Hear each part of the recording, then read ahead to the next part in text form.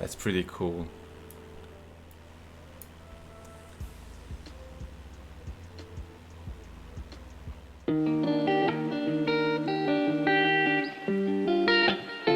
Hello. Good morning, good afternoon, good evening, wherever you are. My name is Aray. We are going to continue our flight around the world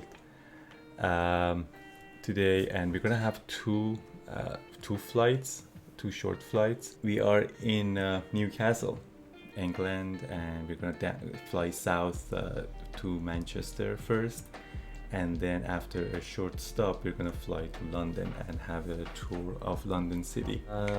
Here's the weather at this moment. So we are having icing condition above 6,600 feet. Is it? Yeah. Well, let's say 6,000 just to keep it safe margin. But the cloud base is much lower. It goes down to I guess 1,000, below 1,000 at some points. So we're gonna have some flights in the cloud, but we have to lower the altitude to see some stuff, hopefully. And by the time we reach London, I think it'll be like in the next 3 hours. So it's we'll see. But it should be okay if we fly low. Ice is not gonna affect us, so we're good. We are good. Hi Hanikchen, good morning. So let's get this started.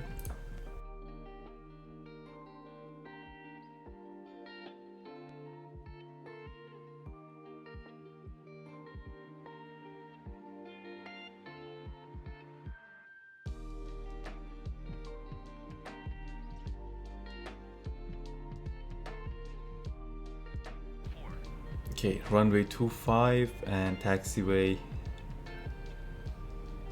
I don't see taxiway Alpha.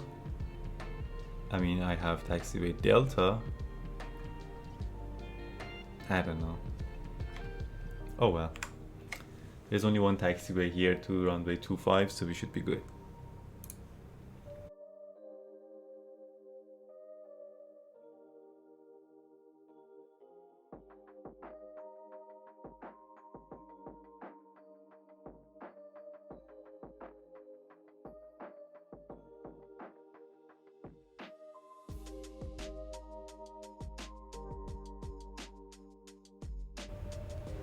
And takeoff power set. Airspeed active.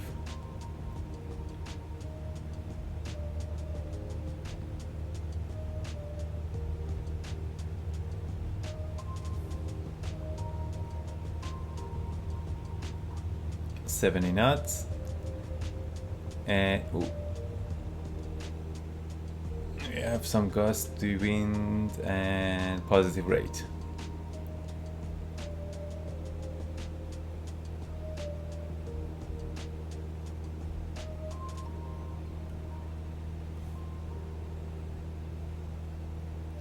At 300 feet above ground, we're gonna retract the flaps.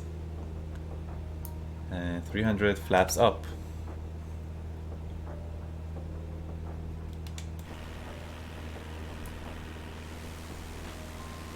Look how wind is pushing me to the right.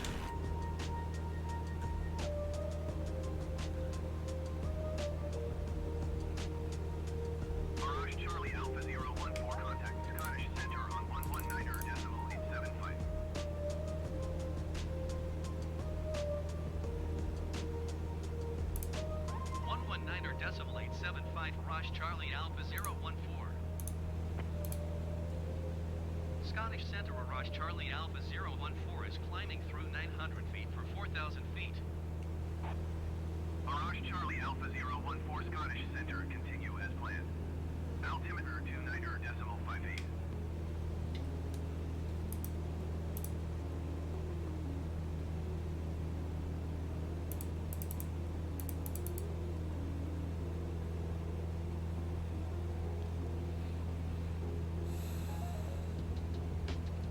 mixture, lean the mixture to 50%.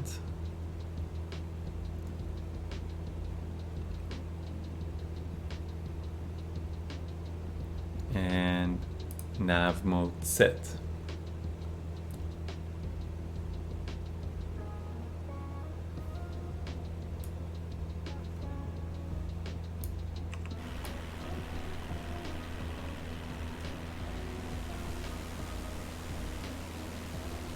Typical England weather today.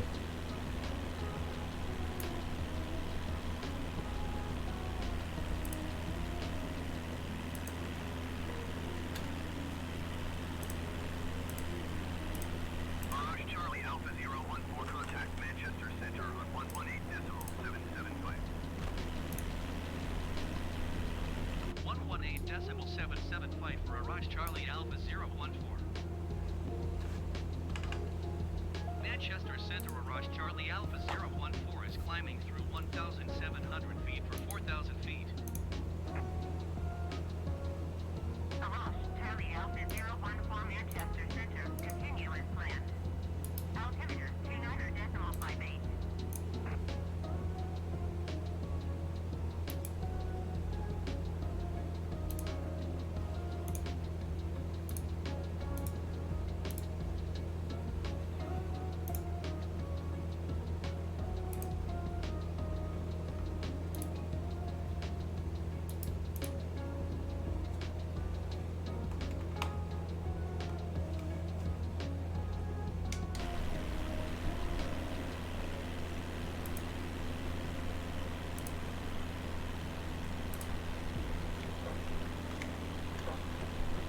Some METAR for EGNT was keep working at 1400, and yeah, okay.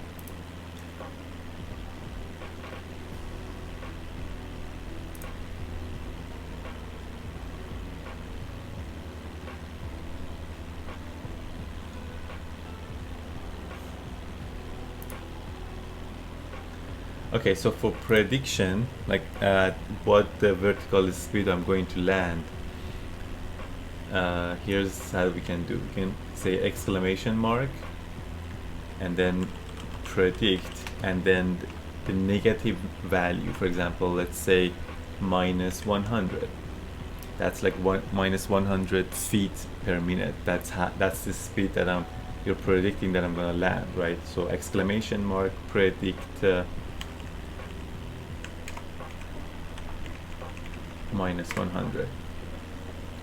So we have one entry, and whoever guesses the closest one, that person would be the winner.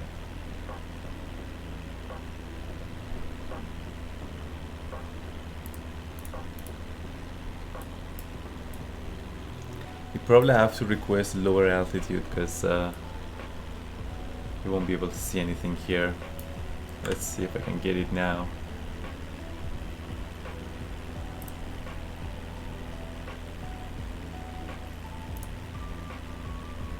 Manchester Center Mirage Charlie Alpha 014. Request 3,000 feet. Mirage Charlie Alpha 014. Request denied. Well, we are here to have fun, right? So let's say forget about IFR for now. If we need to, we go into IFR again. Cancel IFR. We want to see the ground, man. Alpha 014 IFR flight plan is canceled. Reverse service terminated. Squawk 7000. Maintain VFR. Frequency change approved. Okay, let's lower down to Newcastle approach Mirage Charlie Alpha 2000. Type Cessna Skyhawk 7 miles southwest of Newcastle. Request flight following. Mirage Charlie Alpha 014 Newcastle approach. Squawk 3761. Squawk 3761 Mirage Charlie Alpha 014. Mirage Charlie Alpha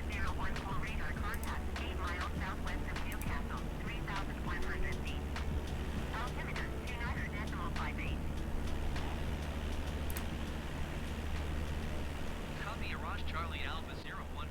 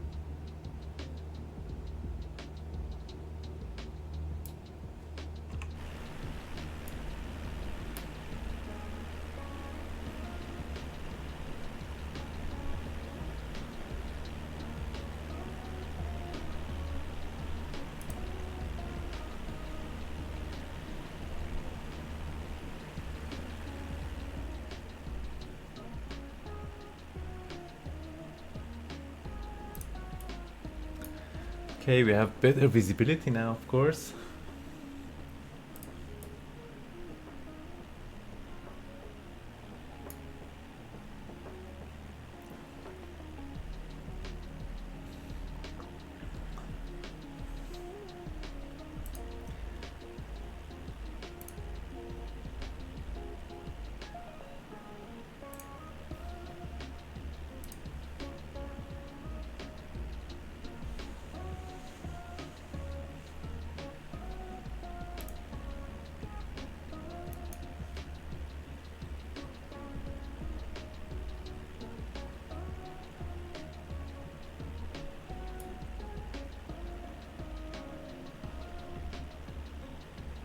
So I'm not sure what we're gonna see in Manchester, but hopefully we can, I mean, not hopefully, but for sure we're gonna have some exciting sightseeing in London for sure. There are a lot of things to see in London.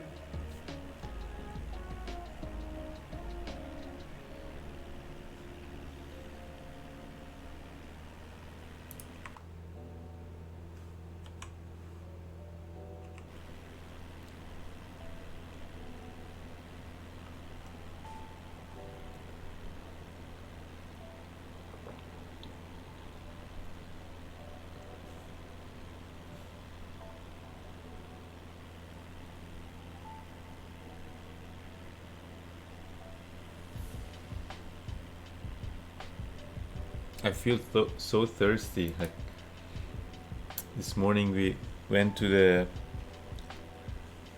farmers market. We had these samosas. I feel so thirsty after eating those.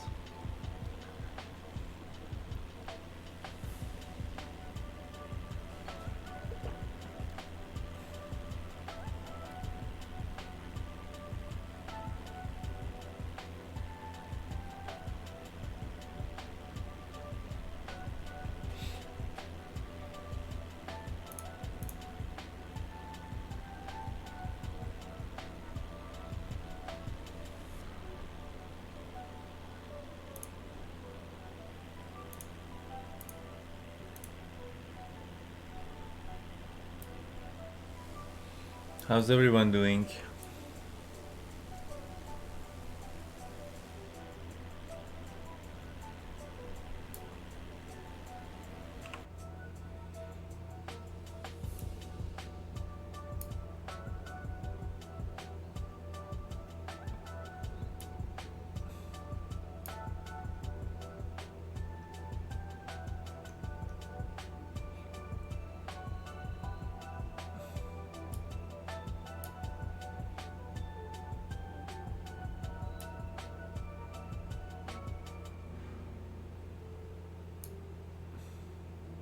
What is happening? Oh, we're turning.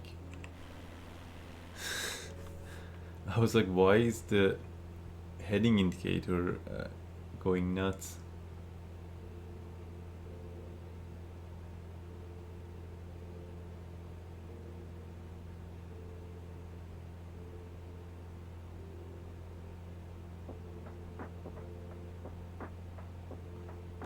Yeah, 50% is good at this altitude.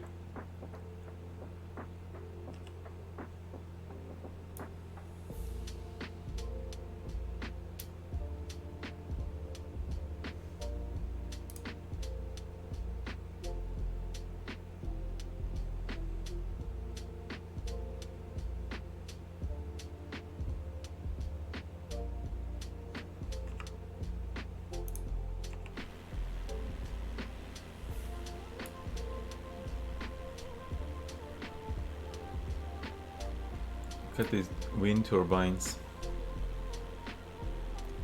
We've seen so many of these along the way.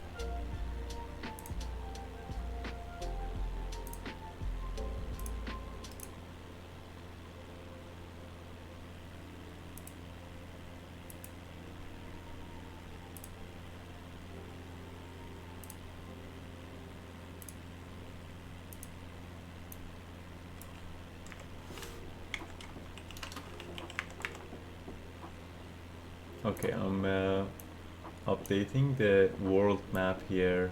Ross Charlie Alpha, 014 contact, inside approach on 118.85 Going to 118.855, Rush Charlie Alpha 014. Okay, so Approach to Rush Charlie this Alpha is the 142,000 feet. this is the path Lake 14 that we are now right at this moment. And the next one today will be Lake 14 to London. Newcastle, Manchester and London.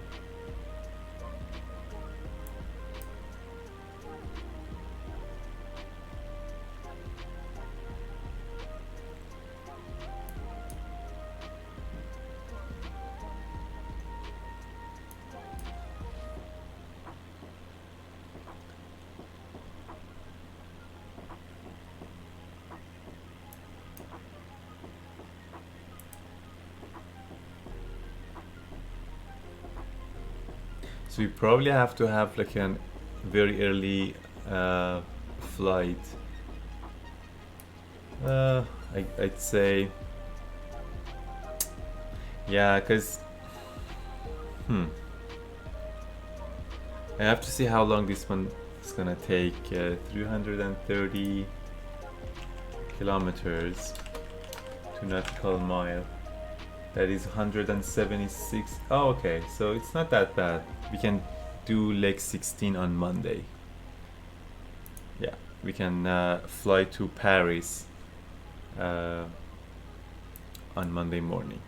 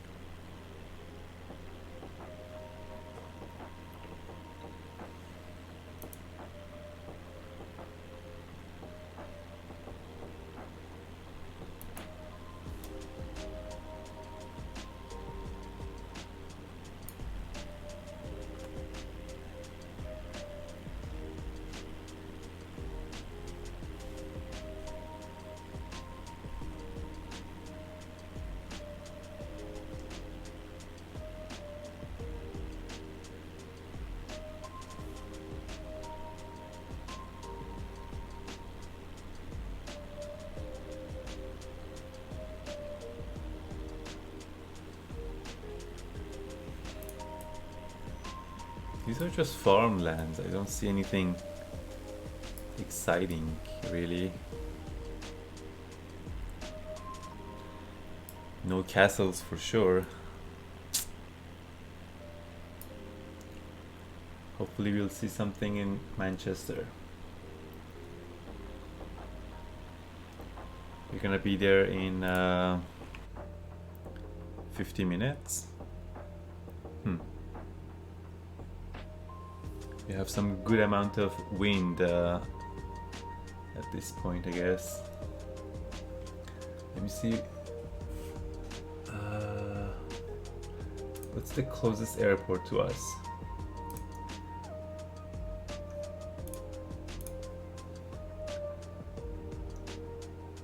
So the closest airport is Durham Tees Valley. That is Echo Golf November Victor. Let's get the meter for that.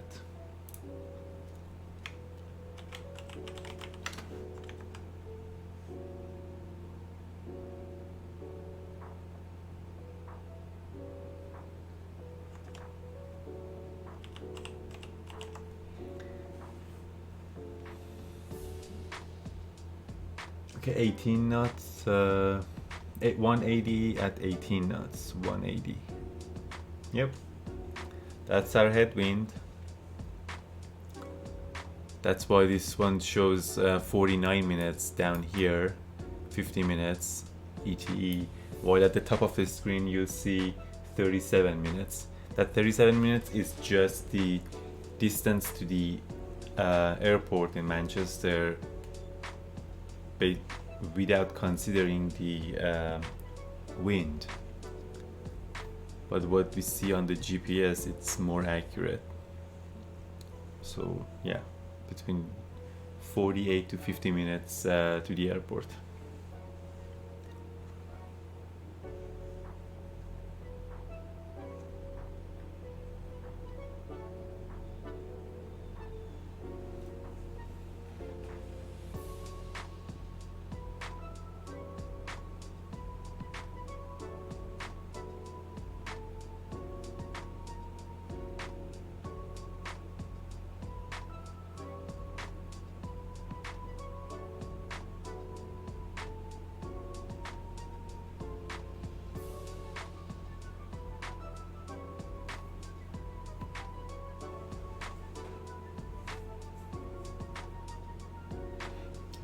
Good.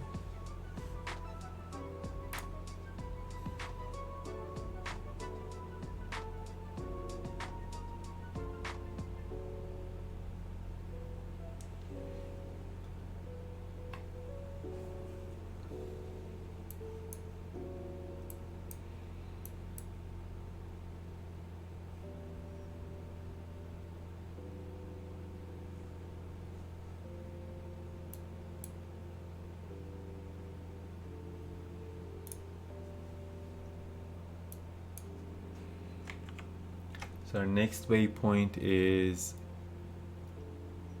Uvevo, or whatever it's pronounced, and then Gasco. Then we turn to right.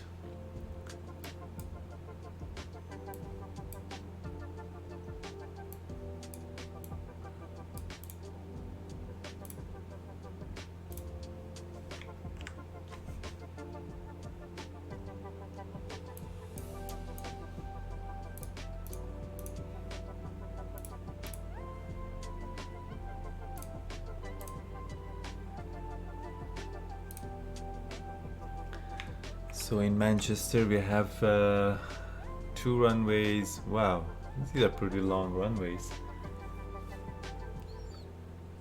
10,000 feet each. How's the weather in Manchester? Meter EGCC. 190 at 7 knots. So probably we're gonna get clearance to runway 05 left or right, either, I don't know. And business aviation up, apron. Probably have to go here, because these are all terminals. Let's have a look here as well.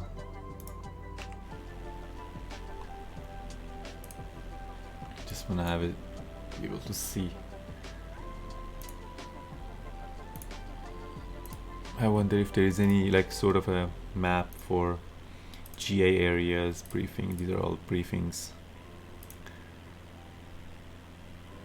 Construction, parking, stand and corridor. Okay. These are all gates. So we have to go here. Light aircraft area. Okay, yeah, here. Taxiway Alpha after landing. Decimal 3 Araj Charlie Alpha 014. Leaving approach Araj Charlie Alpha 014 2,000 feet. Arrow Charlie Alpha 014 leaving approach. Continue to Alpha as planned. Altimeter 29. These are taxi instructions for Airbus A380. Like they can't go to these ones.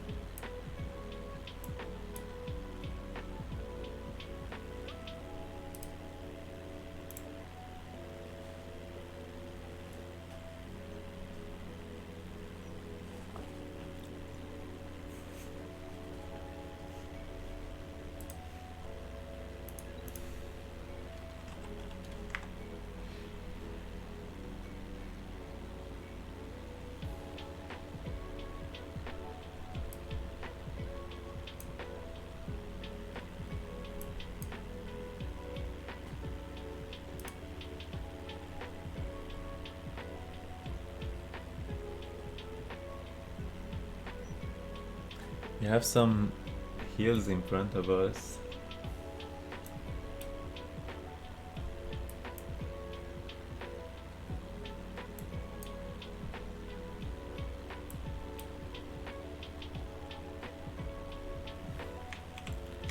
This is the VFR map. So Manchester.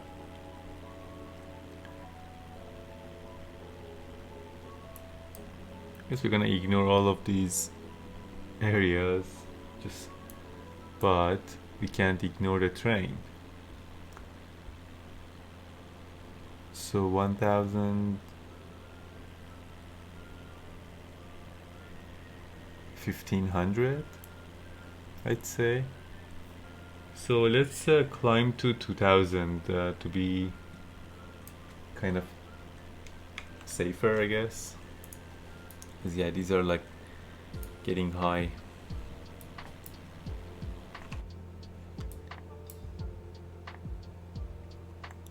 We're gonna climb to 2,500.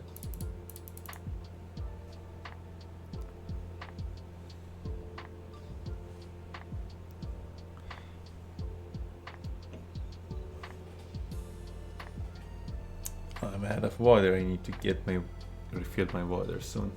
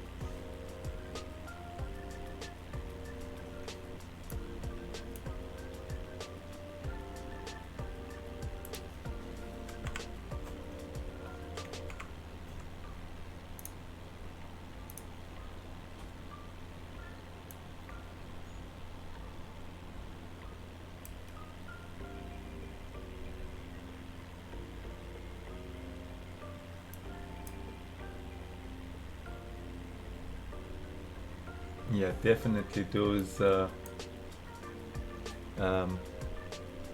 mountains are above 2000.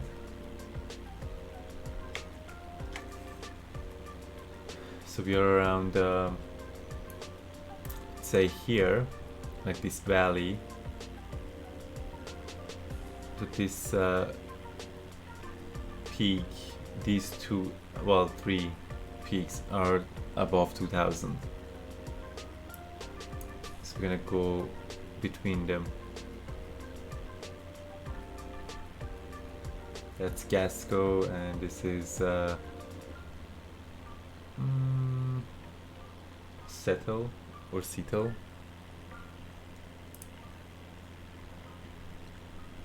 Hey, Shawnee Gaming. Hey, how are you doing, my friend?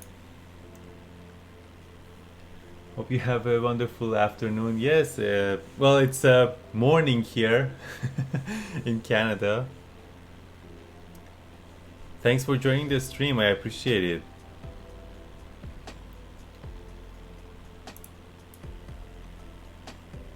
As you can see, we have a miserable flight in England here. I'm doing quite well with a smile on my face. That's great to hear. Of course, morning, haha. And a nice cup of coffee. That's great. Speaking of coffee, I miss my tea. I need to grab my tea.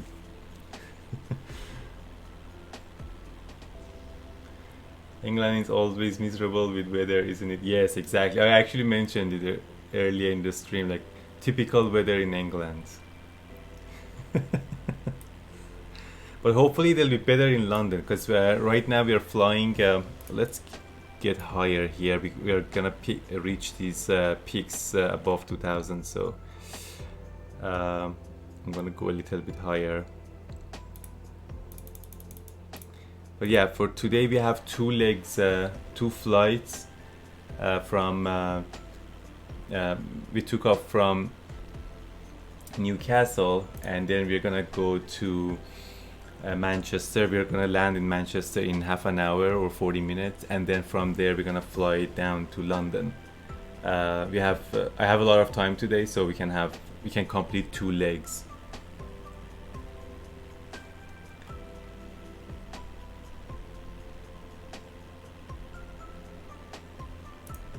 And yeah, this is yeah, we should be good at 3000.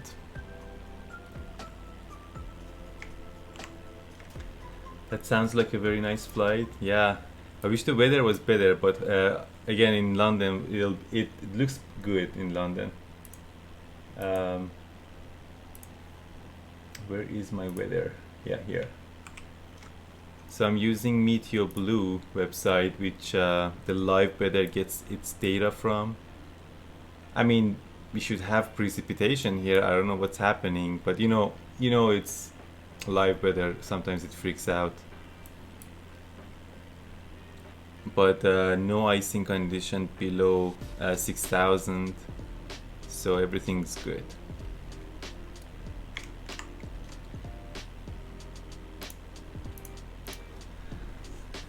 The joys of real life weather, haha.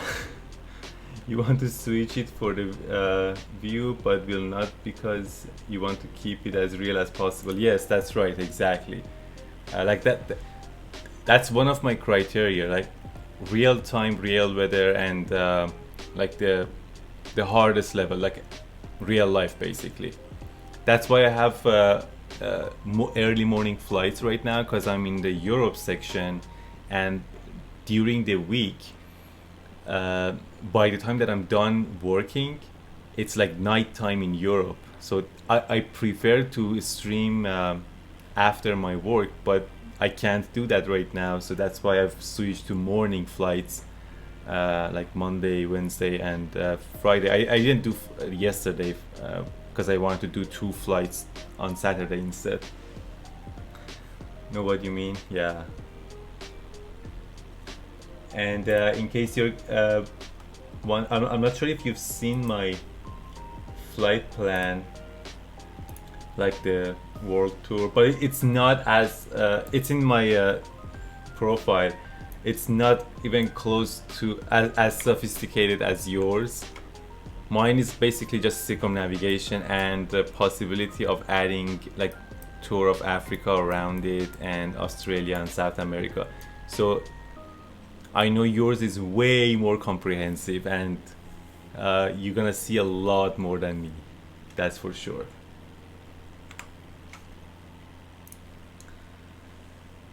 Unfortunate, I'm still in Europe, but that is going to change once I leave Africa. Yeah. Mine is pretty nuts, let's face it.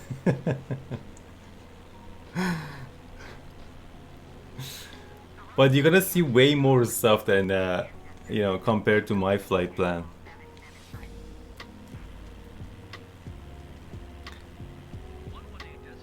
But as you know,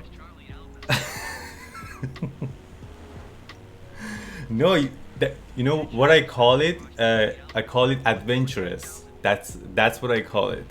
So.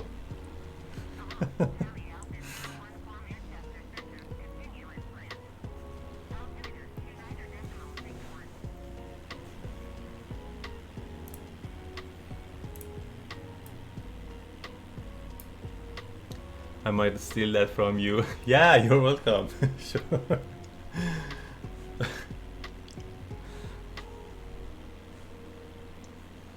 You know, I've done circumnavigation like several times, but I only did it in P3D and using airliners like 747 and 777.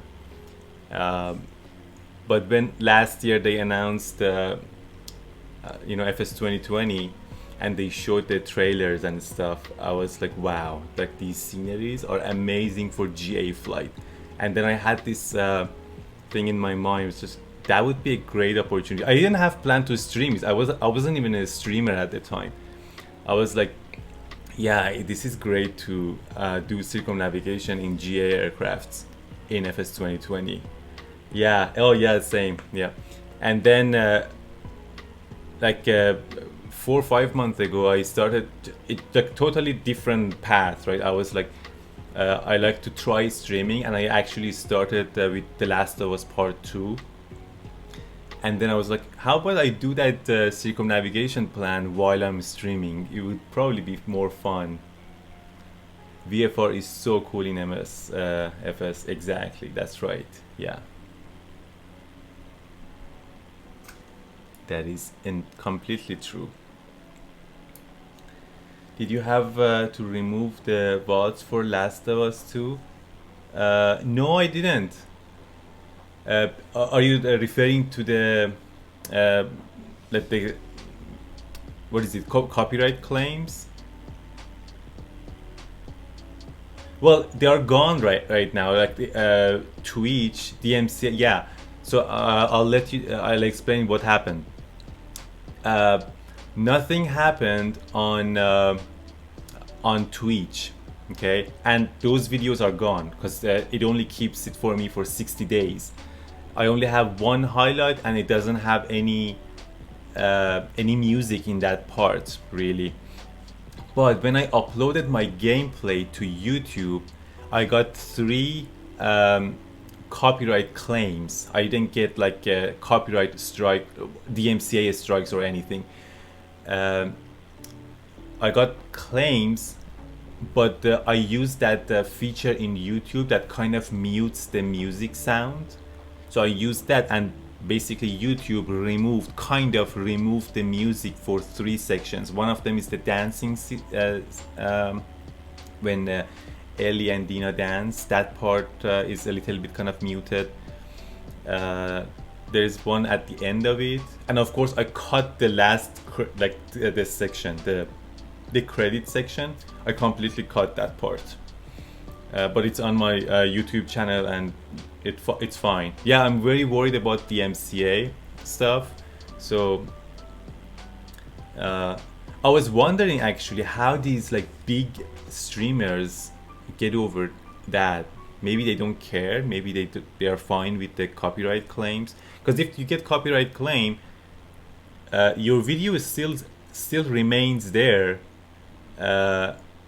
but of course they get monetized and all of the money goes to the copyright owner, right? They remove everything. I looked for it. I thought they're gonna remove it. I follow specifically two streamers. One of them is Marzi, and the other one is Rebel Gaming. Well, Rebel Gaming is playing it right now, but Marzi didn't remove the dance scene music, and I don't know how. Even like maybe they just rely on the other source of income. I mean, I don't get anything from it, so I'm kind of a new streamer, so I don't get any income basically. My YouTube channel is not even monetized, so. But yeah, I'm very worried about that kind of stuff. Even the music that you're hearing right now, it's basically I'm allowed to play it in the background. It's I'll show you what it is. Most big streamers remove every VOD and clip. Okay. On Twitch. I wasn't even aware of it at the time. The only thing that got muted on Twitch immediately was the end credit. Like as soon as I finished my talking, and it was just the end credit music, it was all muted automatically. Yeah. So yeah, the music that I'm playing is this one. Inu by Harris Heller. It's Stream Beats. I'm not sure if you've heard it, but it's basically copyright free. Like you don't get it's Harris Heller is a big streamer as well, and he's the producer of Stream Beats. If you want to have music on your stream, I suggest you to check that out. You heard it. You can use that on, yeah, exactly.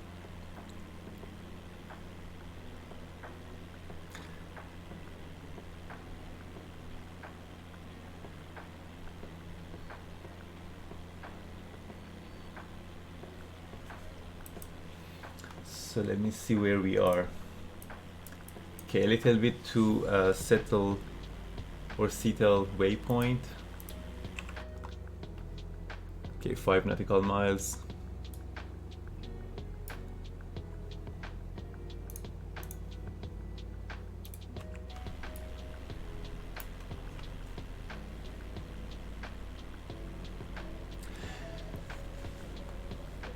But yeah, this Stream Beats, I kind of like it. I mean, they have different albums from chill music, a little bit more dramatic music. By the way, have you heard from fly-by-wire update? Is it for? I've heard fly-by-wire, but I haven't actually tried it. Is it for Airbus A320? Is that what it is? Because I know Beamint was talking about it. It's A320 mod. Okay, yeah, I heard it during the stream.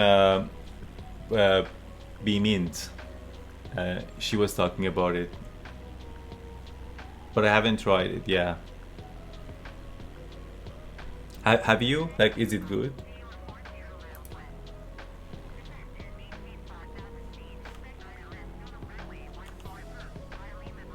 Oh, that's somebody else. But over Twitter, the guys responded to me that they are probably getting a separate plane in MSFS. Yeah, I have, and it's awesome. Okay. Interesting. What's their website? I might try it offline sometime when I have time. Do you have their, like, do you have a website or something? Like, feel free to share it on the chat, in the chat, if you want.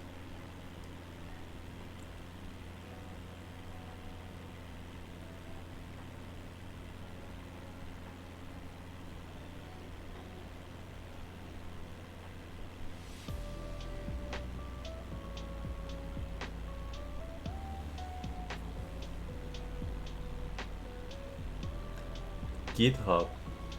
Oh, they have a. It's like a. I see. Interesting. So they don't have like their own website. You best download the installer. Okay, I'll check that out after the stream while I'm offline. Thank you, I appreciate it.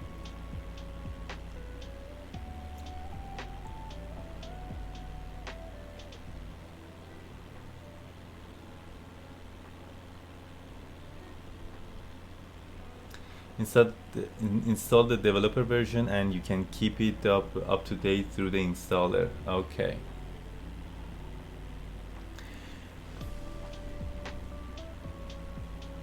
Do they have a website of for themselves as well, like showing their products and like other news?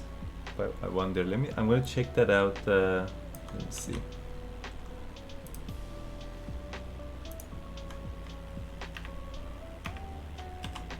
Because GitHub is for like different, yeah, when you download codes.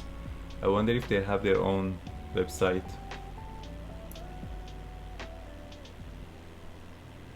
As far as I know, they are very active on Twitter and on the forum of MSFS, but they do not have a website, I think. Okay, okay.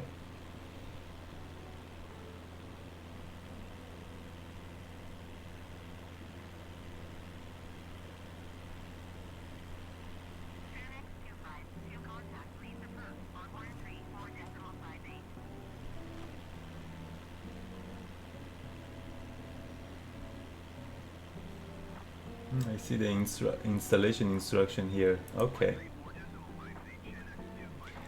They're basically turning the current A320 into a study level plane. That's cool. That's very nice.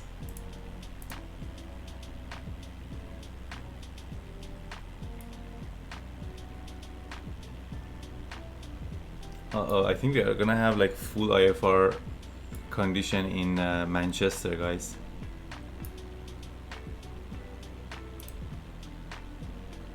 Yeah, I'm pretty sure like things like that will happen more and more during the next year. Like these third-party companies will come up with better airplanes. So like next year, like at this point, we're gonna have a much better, you know, stuff in MSFS for sure. I mean, how long has it been? Like, is it a month and a half or 2 months? And we've had a lot of updates already. So that's pretty good, I think. We will definitely get third-party study level planes 3 months nearly. Okay. Time flies. Next update in 29th. Okay, that would be this Thursday. Okay. Literally. Yeah. Time flies. Oh geez, I don't see anything, guys. Okay, I'm gonna switch to IFR here if I can.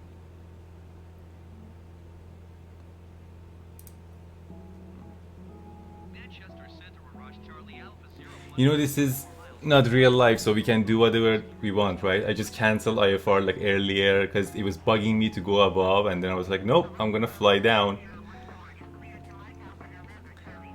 Hey, you borrowed my pea soup from yesterday's flight. Pea soup?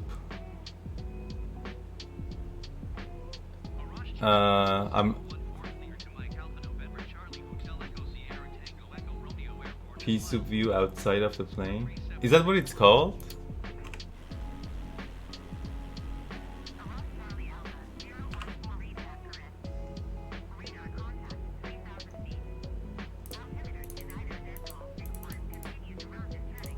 Let me see. Yeah, cloudy weather is called pea soup by some. Oh, I didn't know that.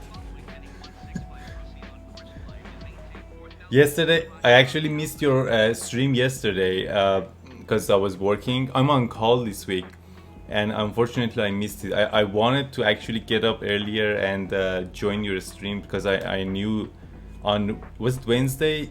Or no, it was Thursday. You mentioned that you're gonna have free flight. I wanted to come and fly with you, but hopefully next time.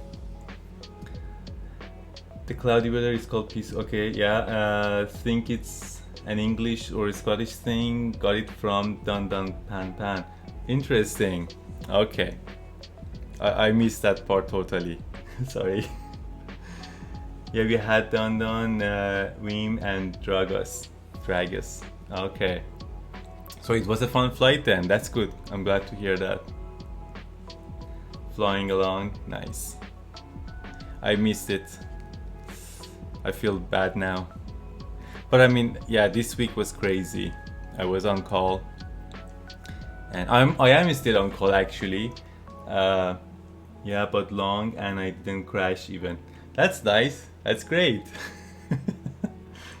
By the way, speaking of on call, I'm still on call. Like I have my work phone with me here, in case something happens.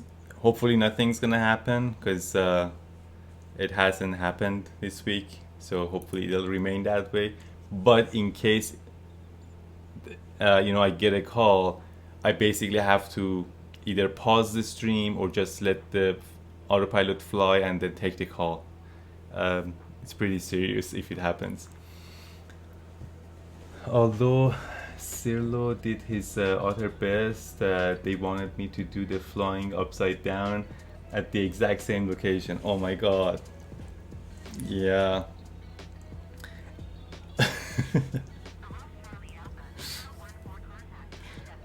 But you know what?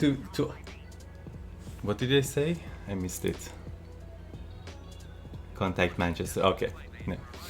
I have my AI autopilot. He is supposed here. He's invisible, but he takes care of the radio communication. Anyway, yeah, that clip of yours, the overstressed one, is so good. Like it's so good.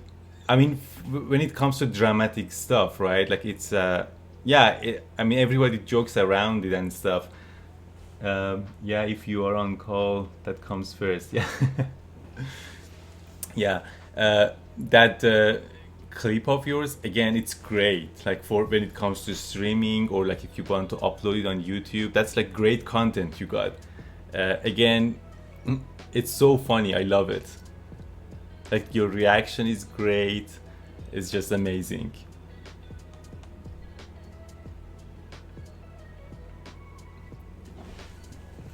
Yeah, if you are on... Okay, yeah, I read this part.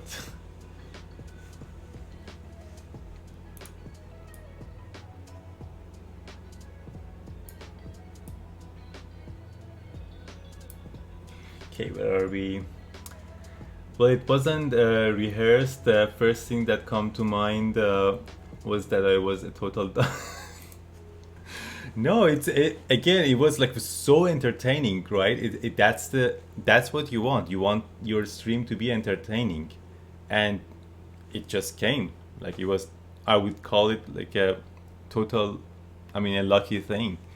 I actually had one accident as well when I was flying across Greenland, and that was one of the most challenging, I'd say the most challenging part of my flight. And I was flying basically I'd say it was the last quarter of my path or less than that, and then I hit icing condition, like severe icing condition. It was crazy, it was insane, and I had nothing in front. Like I had no visibility whatsoever, and then like everything was iced up, and I lost the performance of the aircraft. And then I found, using the VFR charts, Sky Vector, I found a path down towards, from like 14,000 feet. I started climbing down, descending down to basically sea level, and everything was clear in front of me. And I mean, based on the Sky Vector VFR charts, it was supposed to be nothing in front of me. And then all of a sudden, out of nowhere, this massive mountain just came to my face. I tried to, there's a clip of it actually. One of the viewers clipped it. Yeah, that's what happened. I tried to avoid the mountain, I turned, but it was so sudden, I lost the control, and basically I had like a 90 degrees bank angle and went down and hit the mountain.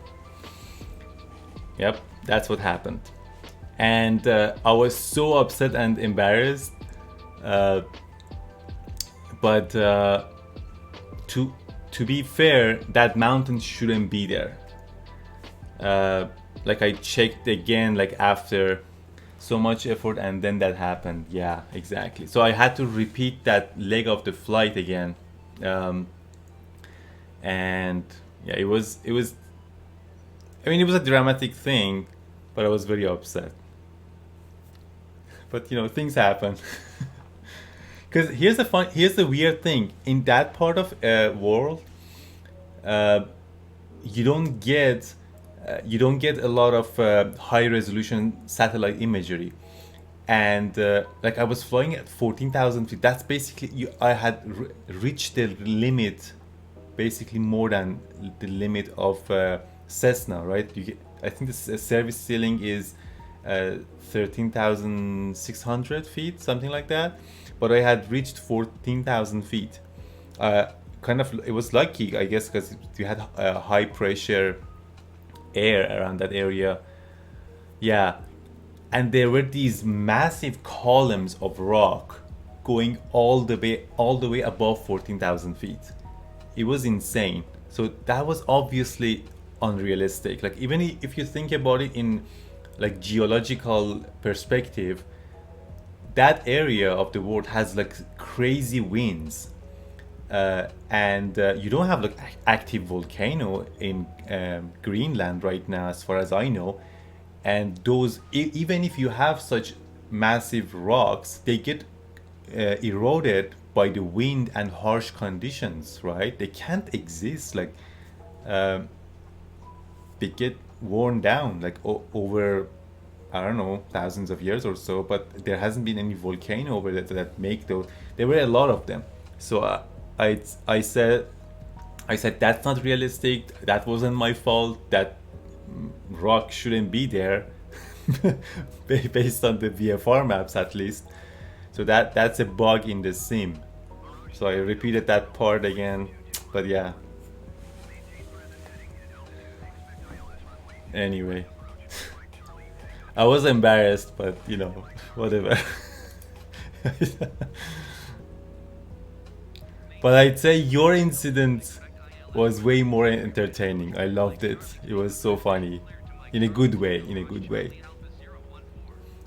I heard the same thing about Africa because the satellite imagery is pretty low. Some strange things happen. Oh, so I have to be careful if I take that route. And you have a lot of flights in Africa. ILS runway 23 approach, MCT transition. Let me see, make sure I don't miss that.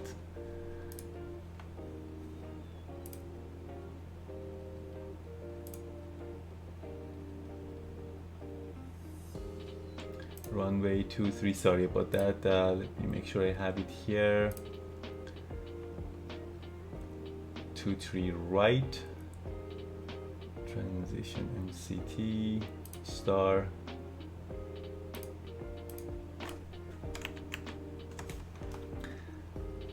Yeah, mine was sheer.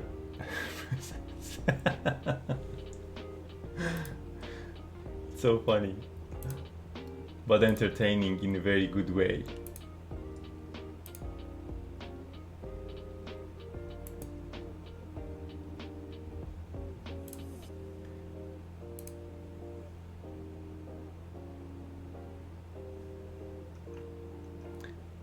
We're just okay, I don't have the descent instruction. Not to mention me not being a proficient pilot, of course. Well, neither I am. We all learn, right? We all. That's why it's a simulator, so you can do crazy things and then you learn from them.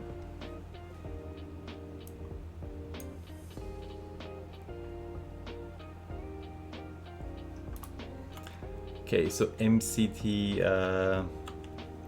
I don't see MCT waypoint here. It's weird.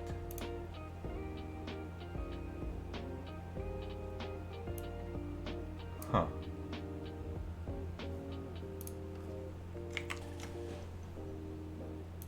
Am I missing something? MCT. So I have to go here, I guess, from here. Yeah, indeed, that makes this so much fun. Always something new to learn around the corner. Exactly, that's right. Okay, so let's turn to the left here. But I don't see MCT. Am I missing something?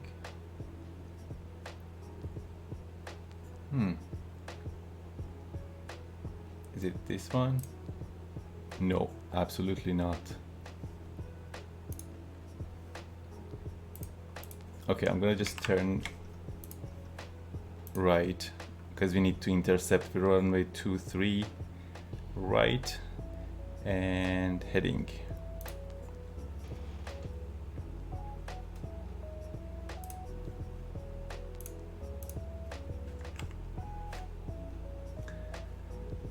Okay, ILS 109.5, that's the frequency. We definitely need ILS in this weather. It's like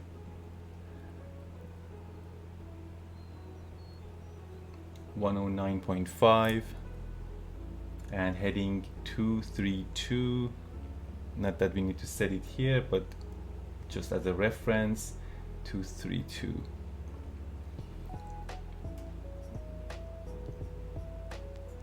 Somewhere around here. Do we have any VOR? I like to use VOR. So what am I saying? I mean ADF. ADF. Do we have? Give me some ADF here. Nope. It's weird. They don't have any ADF.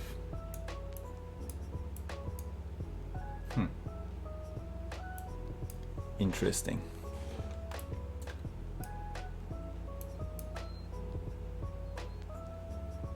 Oh, well, we're gonna use the same.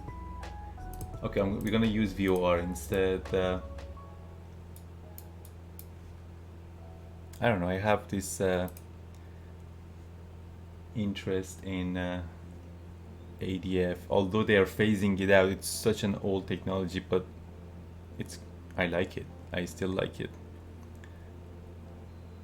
113.55 is Manchester VOR,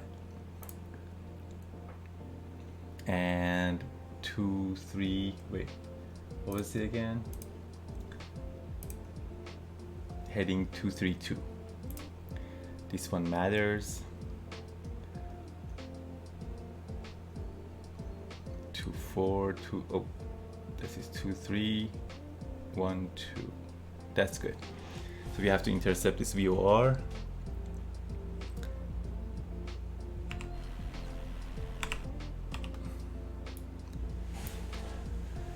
Okay, so let's see what's going on here.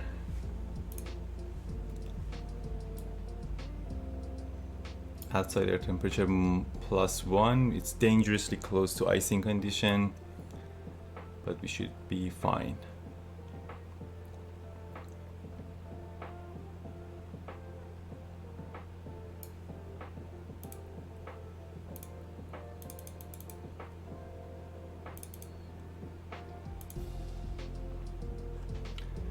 How do you check for icing condition, by the way? Basically, when you have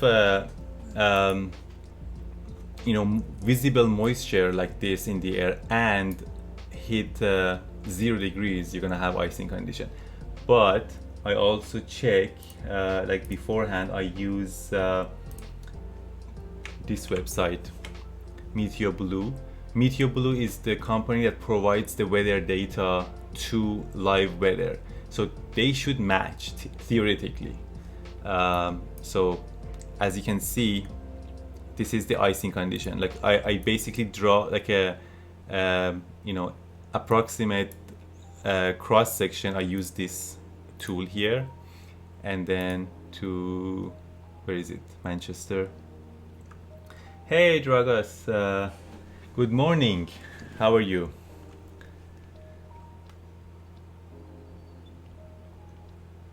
Where is Manchester? I missed it. Oh, here. Anyway, so I do this cross section, and here, this is icing right there, and you can enlarge it, and you have like wind, turbulence and stuff. So based on this, above 6,000, you're gonna have icing.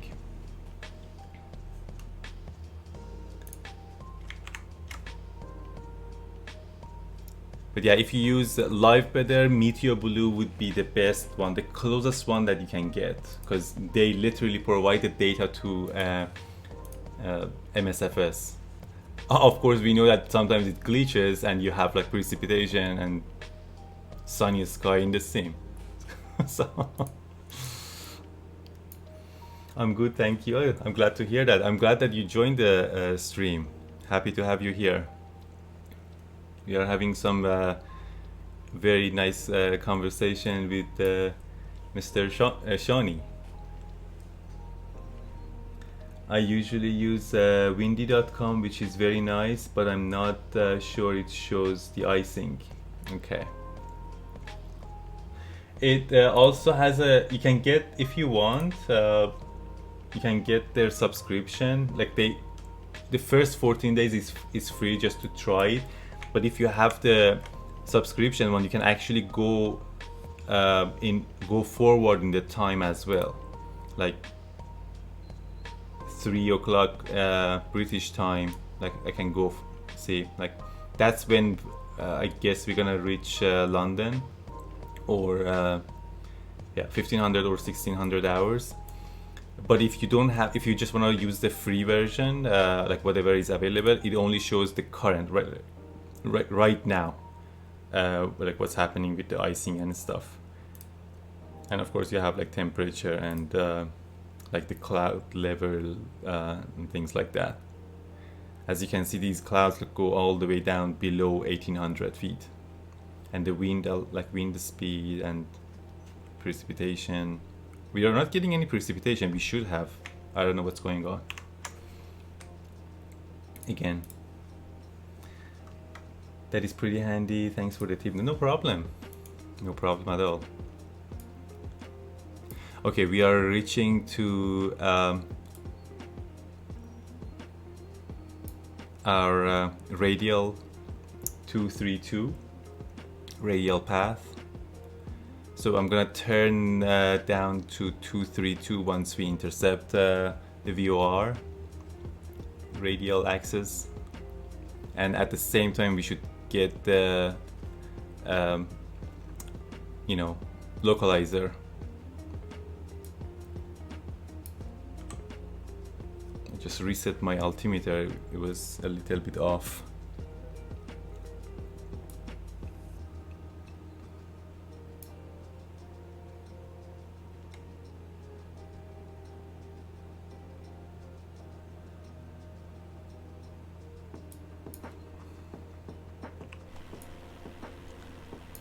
Nothing visible.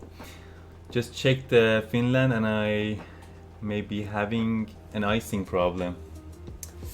Yeah, basically when I crossed the Atlantic, I had such a hard time. Oh guys, I missed it. We are past that radial, so let's turn.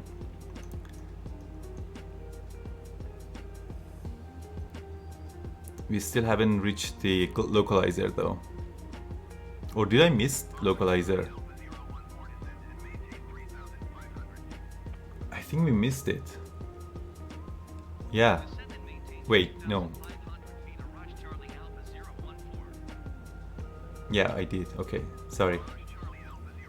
Winter is coming. Dun dun dun. Yeah, that's right. But yeah, when I crossed the Atlantic, it was basically very, very marginal. It was crazy.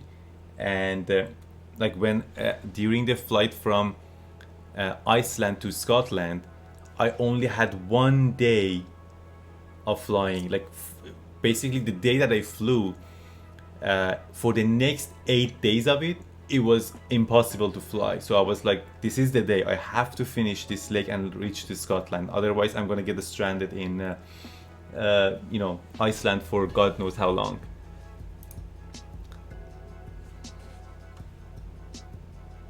Okay, so we got the instruction to go down to 3500, but I don't see anything. Can we just delay that? See, let's turn a bit to the right here. See if we can intercept it. I'm having such a good time talking to you guys. I missed the VOR radial axis. Exactly, I have that same thing. I'm so worried that I will run into problems with the Scandinavian and Icelandic flight coming in the next weeks. But you have a very comprehensive flight path. Are you, like, in case if that happens, are you able to change your thing and let's say like do your Africa part instead of going across the Atlantic? Like, is that an option for you? Nope. Oh, you have to go through that. Okay. Well, it'll be a very fun and challenging flight, I'd say. Not flights. There are going to be several flights. So, good luck, my friend.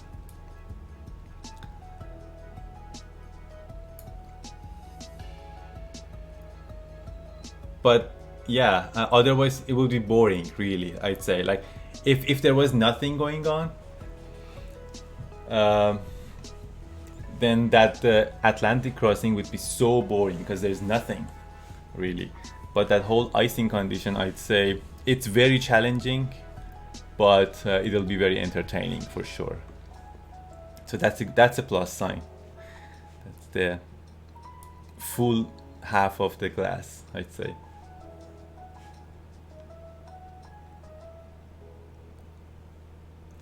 With me, that is guaranteed. That is right. That is correct. Alpha 014, you are 16 miles northeast of Mike Alpha November Charlie Hotel Echo Sierra Tango Echo Romeo. Contact Manchester Tower on 118.63 when inbound on the approach. Did you see that? Whenever it's like capitalized, it spells out the entire. It spells out the name of this the airport. Charlie Alpha 01415 miles northeast inbound ILS runway 23 right approach. Charlie Alpha 014 Manchester Tower. Cleared ILS runway 23 right approach. Altimeter 29.63 with 187 at 19er. Well, it's still so I'm gonna keep it at 50% for now. Cleared ILS runway 23 right approach Araj Charlie Alpha 014.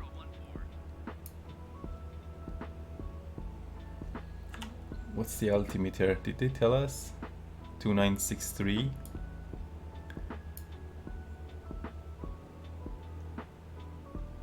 Okay, that's good. Okay, I'm gonna lock my chair in position.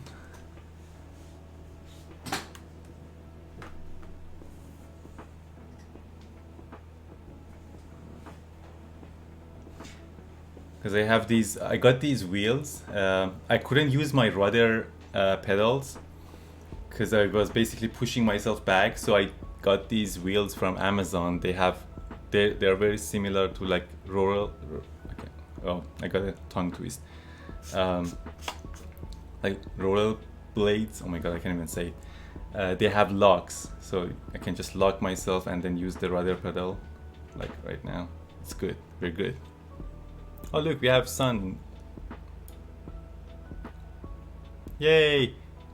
We're outside of clouds. We can see things. Nice. Woohoo! Let's dive down.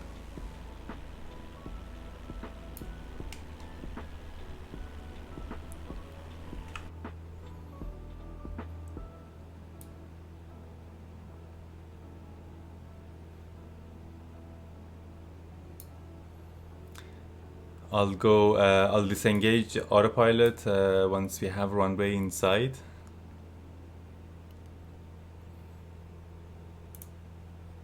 As you can see, I'm lazy. I try to keep it on autopilot as much as possible.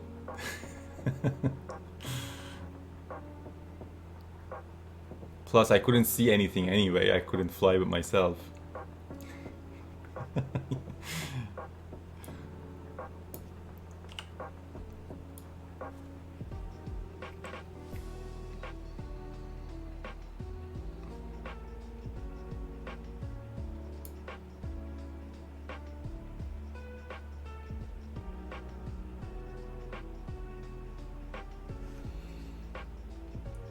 Okay, minimums 1000 almost, and airport elevation 249 feet.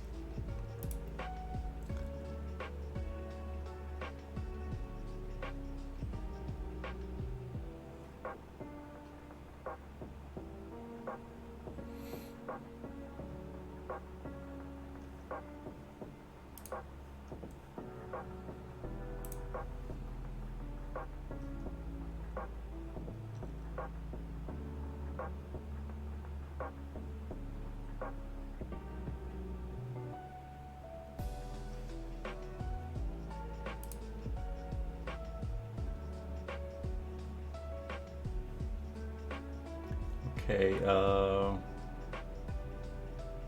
should be very close. I think we just passed the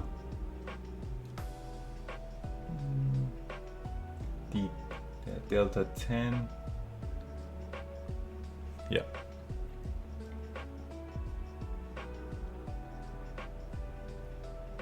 Right on the glide slope at 2500. Manchester Tower, Ryanair, 433. You're ready for ISR departure runway 23 right. So we're gonna cross the Delta. 23 right. Hey, we got a new follower, an original geek. Thank you so much for the follow. I appreciate it. Welcome aboard. You have joined us right before landing in Manchester, and during our leg 14 of our flight around the world. Leg 14 and day 13. I still don't have runway in sight. Hopefully behind these clouds we're gonna see it. Qatari 28 hold, short runway 23 right. Traffic is generic on the runway.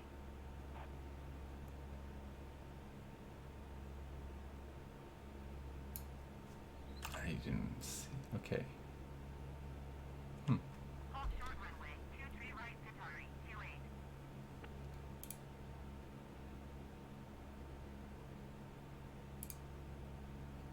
What happened to the music? Oh, that was the end of the album. I'm gonna go to the next album, Ego. I like the album Ego.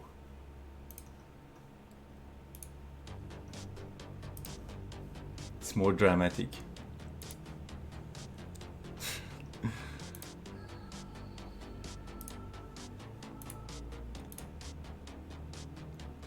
Looks like you will be flying just under the clouds and have some visibility at least. That's right, yes. Hopefully I can see the runway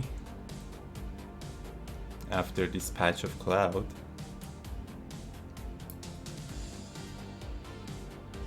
There we go. Runway in sight. Okay, reach the mixture.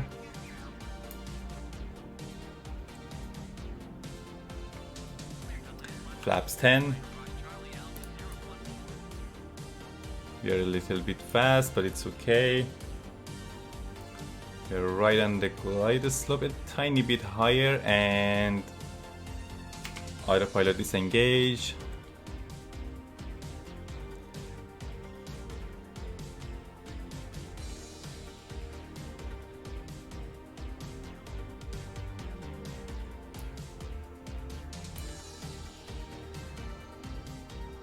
Flaps 20. Who's on the runway? Didn't I get clearance to land? I don't want to go around. Oh no, they just took off. Never mind. We're good, we're good. Oh, I'm losing altitude.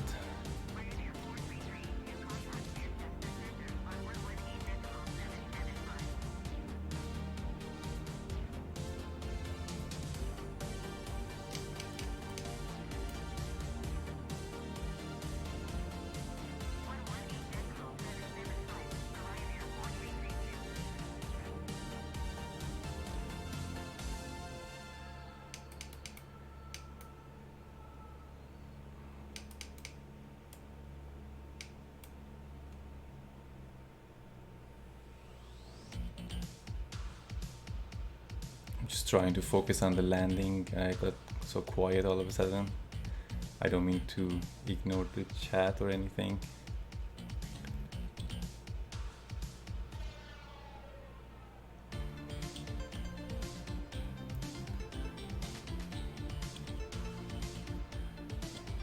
Flaps 30.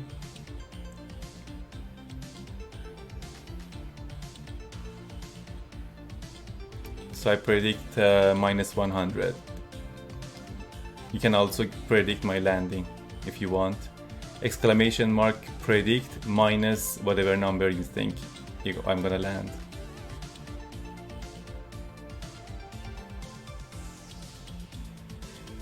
The chat commands are in the about section, by the way.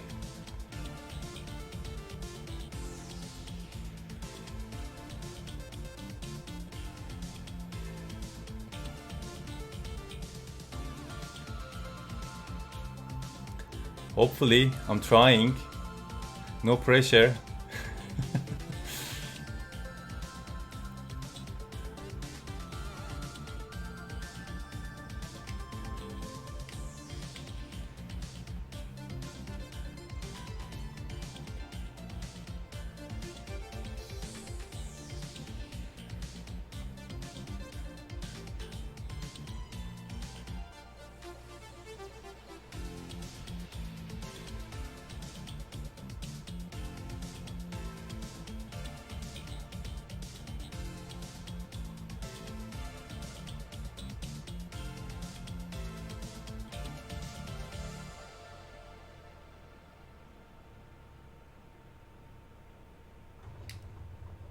Whoa, okay, calm.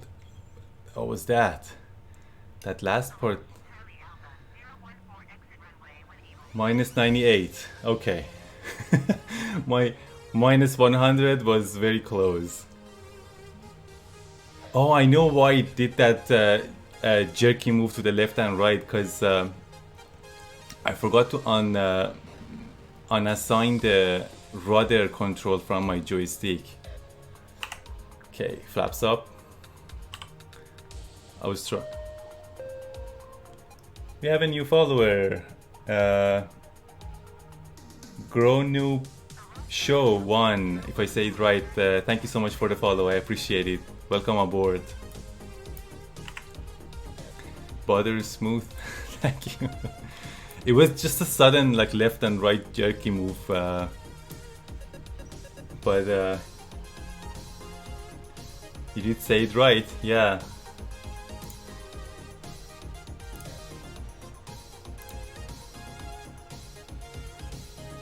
Okay, I'm gonna take taxiway Papa.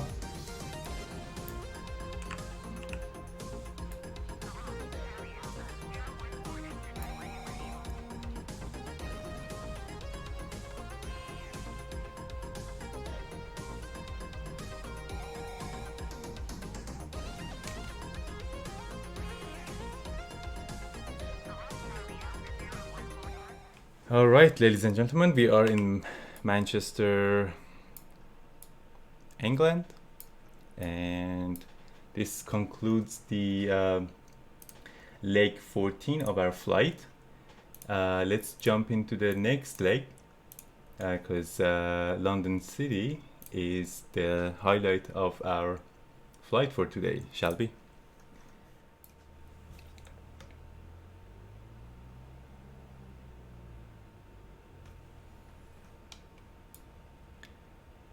No traffic on the left, no traffic on the right.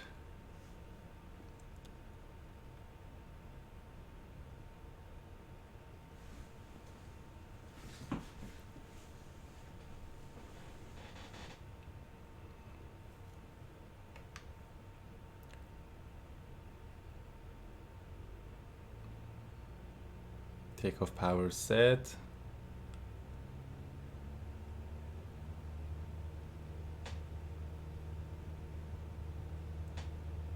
Ooh, this wind is kind of strong.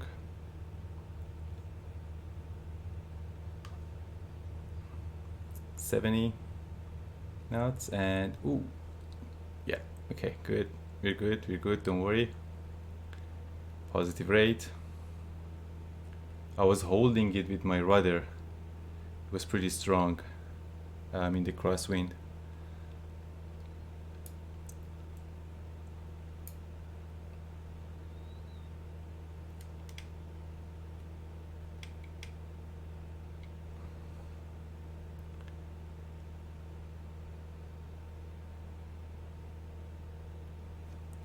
Flaps up.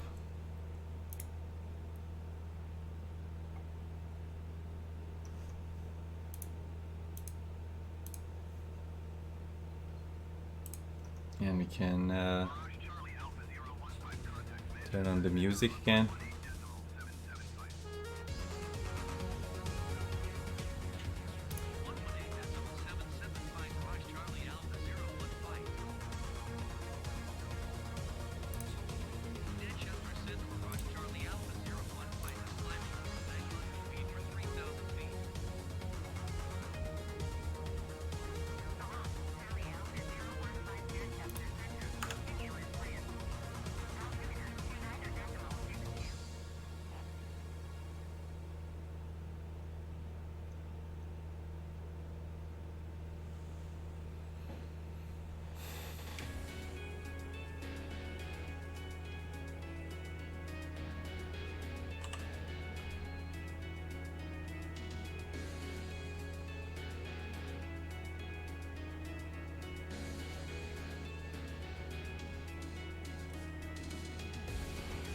Okay, we're gonna keep this heading until we intercept the route. List 2Z.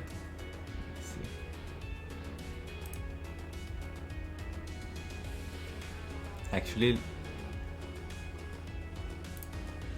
correction. I'm gonna take heading 158. That's more accurate.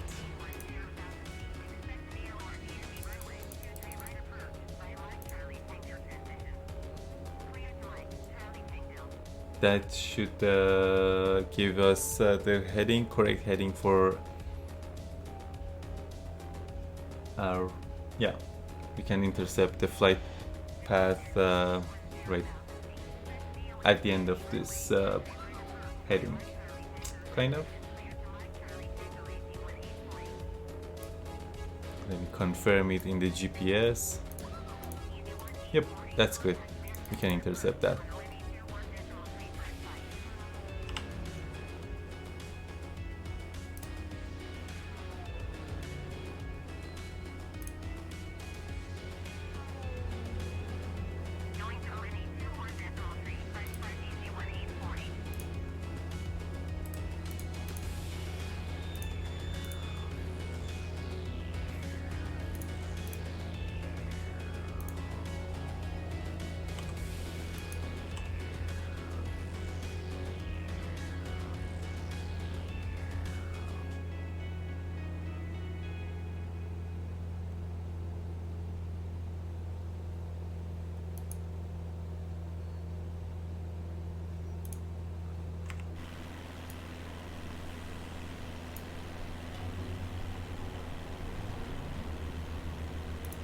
What's that city? We can actually deviate from our path and go there and take a look. Should we try that? I'd say we should. Because they'll be cloudy for most of the...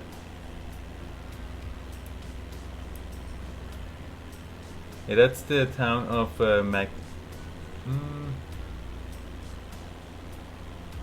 Macclesfield, something like that.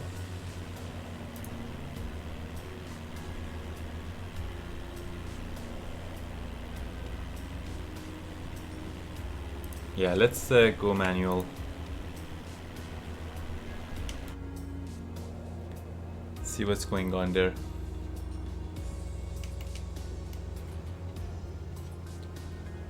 ATC is gonna get mad at me. I'm gonna actually cancel the IFR for now. Manchester Center, Rush Charlie Alpha 015. Cancel IFR at this time. Hello, Charlie Alpha 0. Manchester approach Rush Charlie Alpha 015 is type Cessna Skyhawk 5 miles east of Echo Golf Yankee X-ray. Request flight following. Hello, Charlie Alpha 015 Manchester approach. Squawk 1146.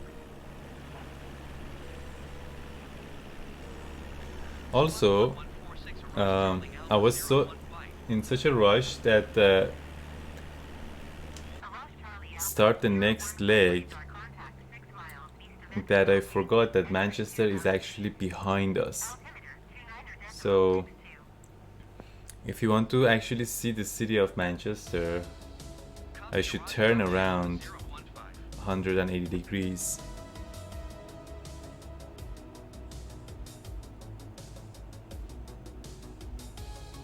Let's try that, shall we?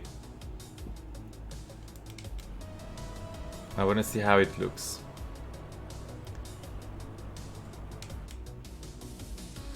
Wow, that's a strong turbulence right there.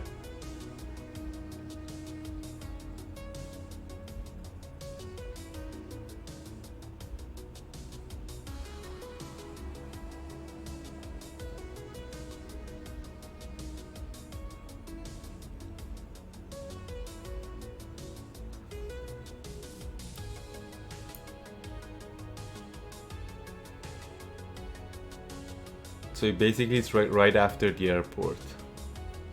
That area is city of Manchester.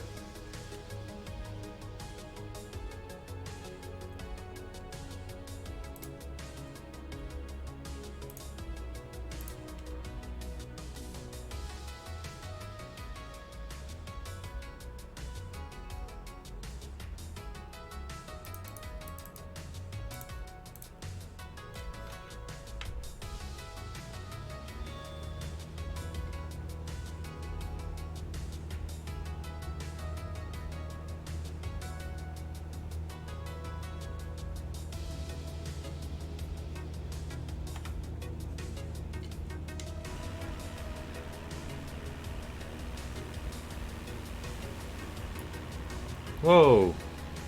We got company, guys. Who's this?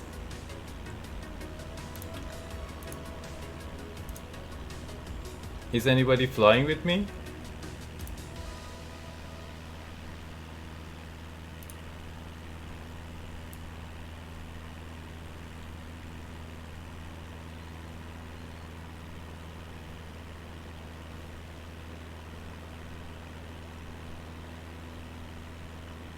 Was it just a random plane? Just wanted to scare me.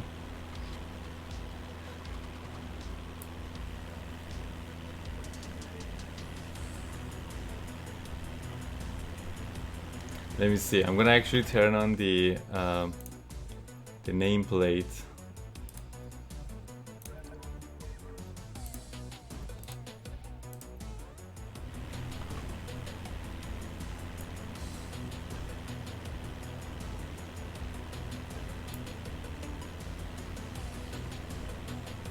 Hey, it's you.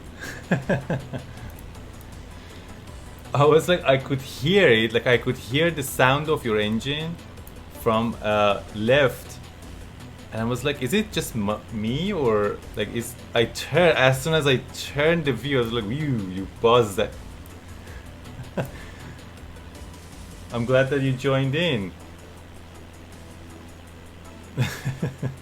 that was good. That was a good surprise. Thank you.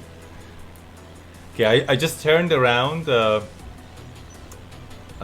If you actually want to come with me all the way, you're more than welcome. I just turned around 180 degrees to have a look around at the city of Manchester before we head down south to London. And what you see, the flight plan, you can actually use that if you want to, load it up in your GPS. That's what I'm planning to do. Nice, I'm glad.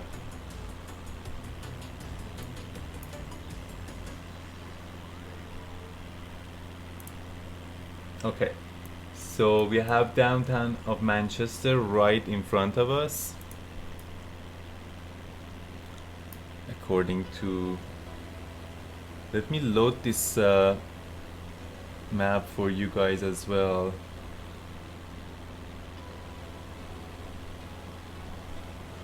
This is where we are going, just downtown Manchester.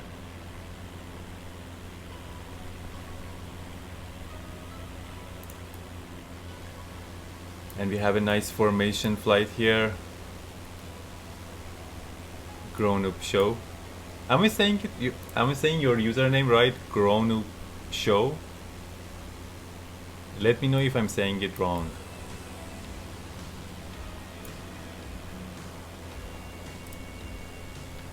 That's what I'm planning. Okay, that I'm saying it right. Okay, that's good. I try my best, but sometimes I have a hard time to actually correctly pronounce things, and I would feel bad if I do it without knowing.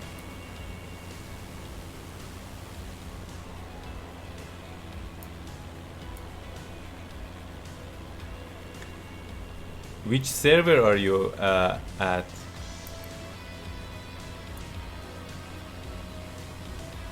I'm on East USA. Because sometimes if you're like on a different server, you might East USA. Nice. Okay. Yeah. If you're on a different server, sometimes I've noticed that you don't see people, or there is like a huge lag.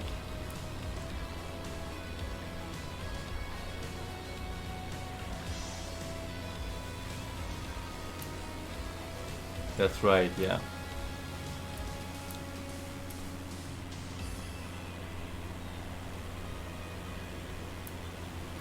Okay, so let's go around the city and see if we can discover something interesting.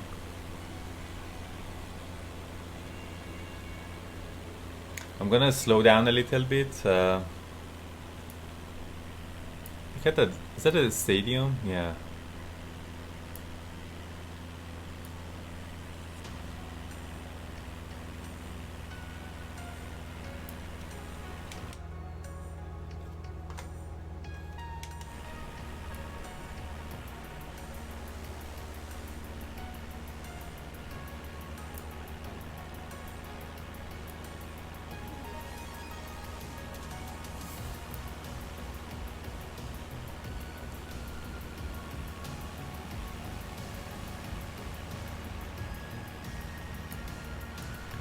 Here's Grown Up Show.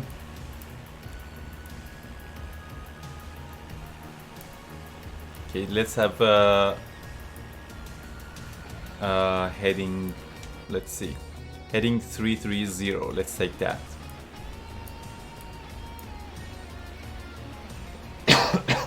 Excuse me.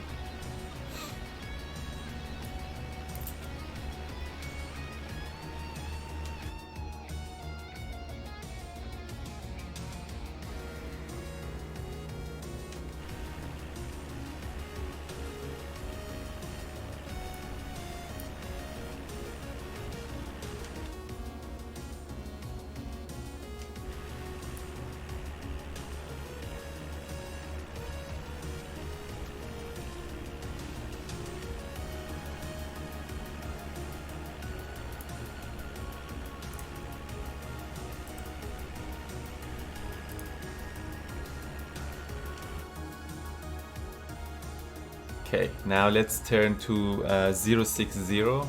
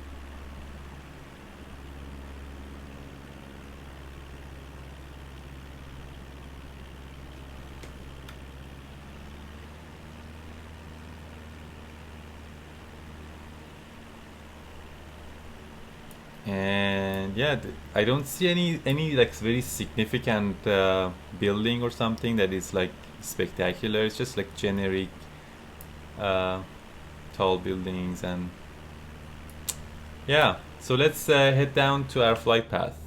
Oh, okay. And we're gonna take heading in order to intercept our flight path. Let's take we're gonna go directly to Listo waypoint.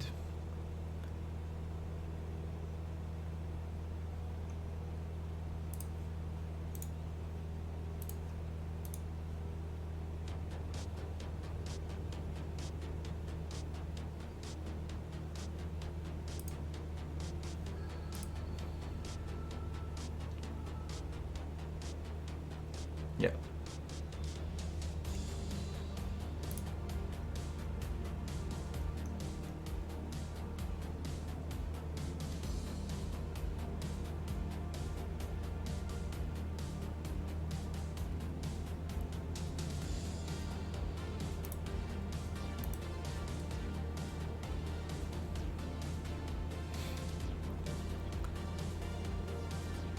Okay, heading 170, 2000.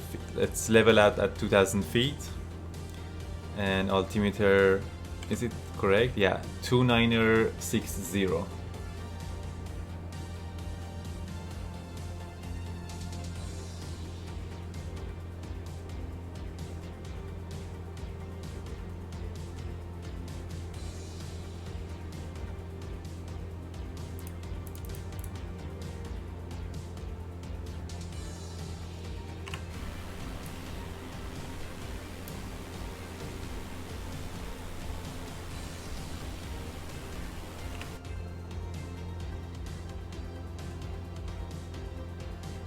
Yeah, we are still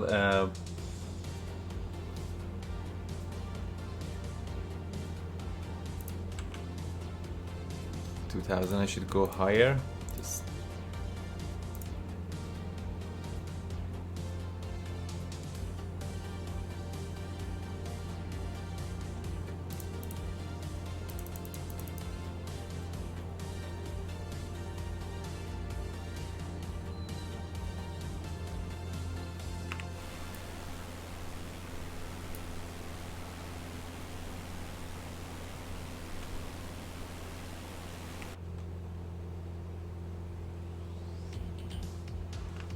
there we go.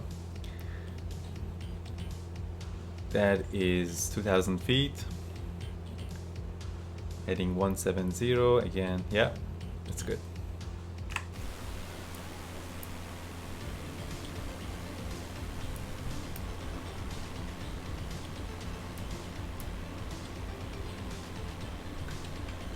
So, and if we keep this heading,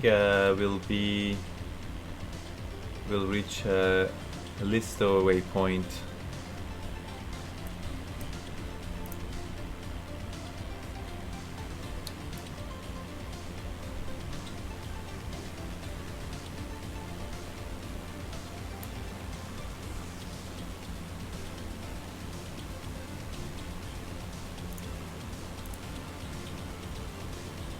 How's the weather in London? get the METAR.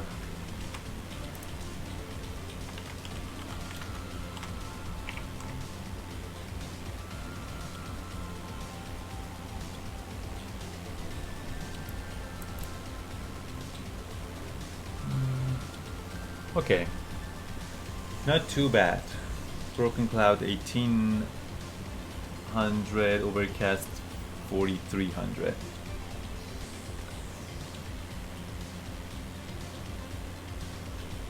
But it's gusty. We have wind 190 at 13, gust 27. That's pretty. Hopefully we can land.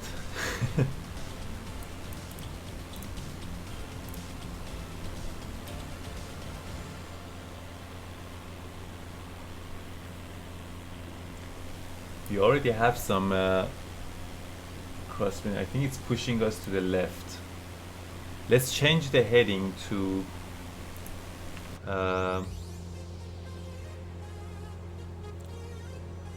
yeah, 190, I'd say. Let's take 190.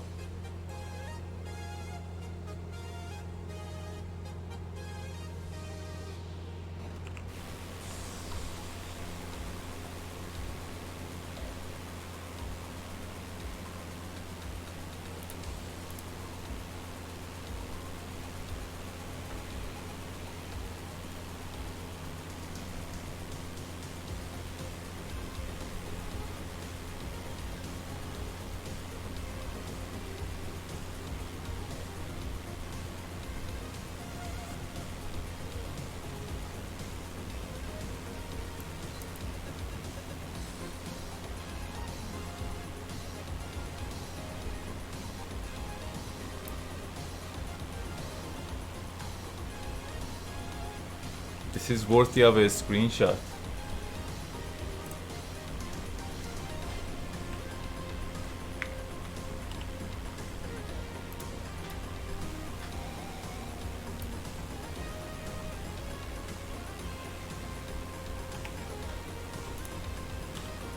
You're doing a great job the formation flying.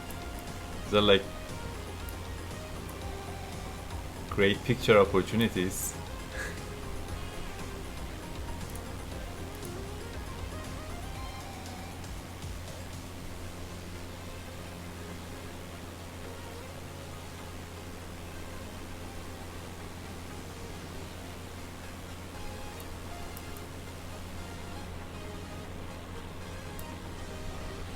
See if I can switch to drone view.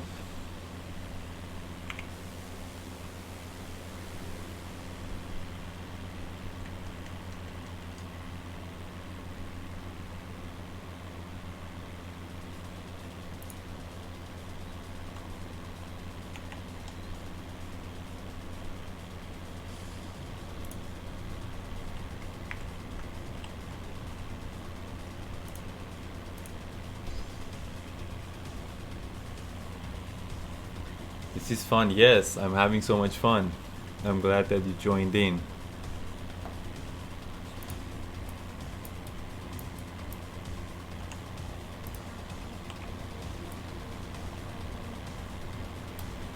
See inside the cockpit view.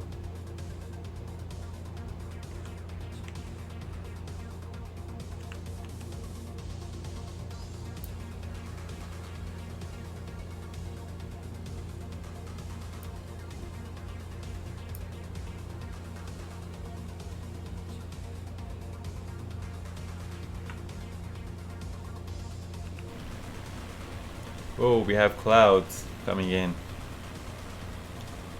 Technically, in real life, you cannot fly this close in this weather, but it's called flight simulator, so we're good. Question, how do you get the bar at the top of your stream screen that shows your departure and arrival airport speed? Okay, that's an add-on actually. It's called Sim Toolkit Pro. Basically keeps you know, it logs all of your flights and stuff. It has several different tools, but the main reason that I installed it is because of that information bar that you see on top of the screen.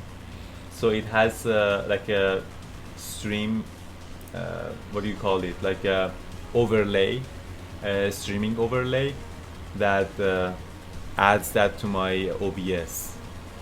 So it's called Sim Toolkit Pro, and it's free. It's a free add-on.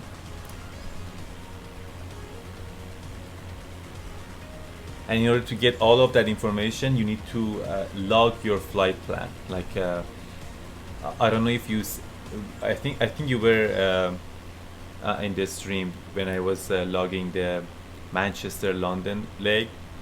So you log that.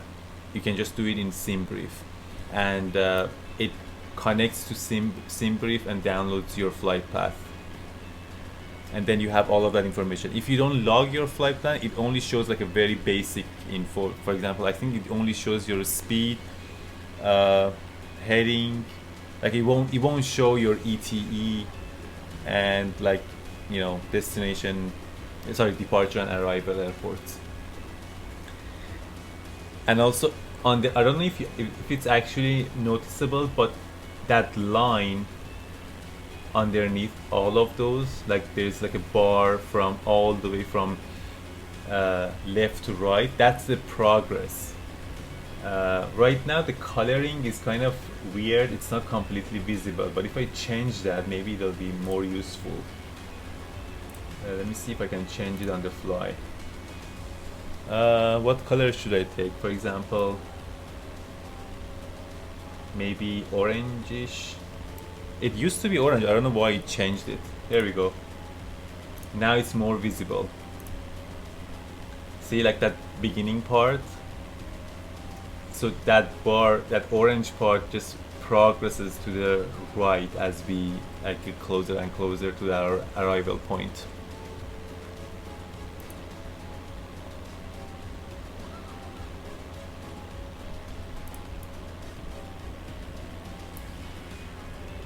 No problem. Questions are always welcome. I'll be happy to answer anything that I know. I don't know everything, but if I know something, for sure.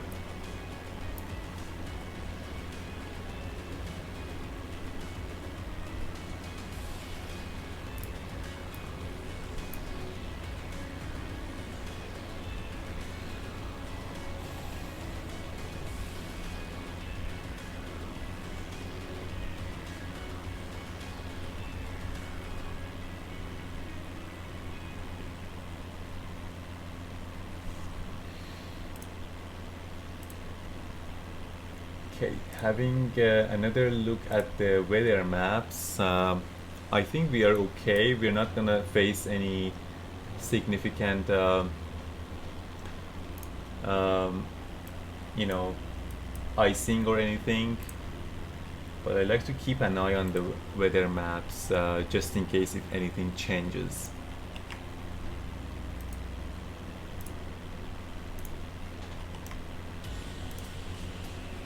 Let me just load it up here.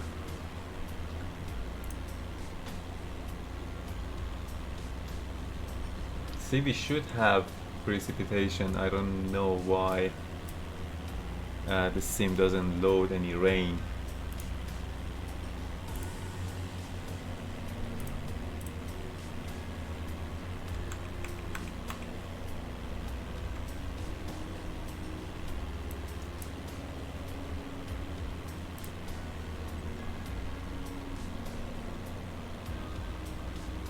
So we're gonna have a lot of clouds, of course, all the way down to 1800 flight level. Kind of a, you know, good amount of wind, of course. But of course the main, but okay, the wind is gonna calm down farther down, maybe, hopefully. But no icing, really. Perfect. We're good. We are good.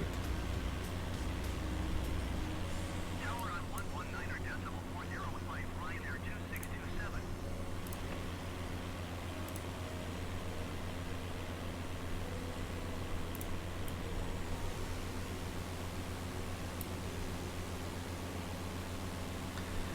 Okay, let's do the prediction, shall we?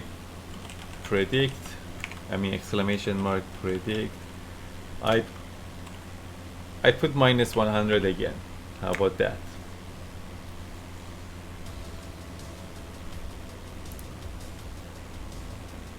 It didn't get it. Why? Is it broken?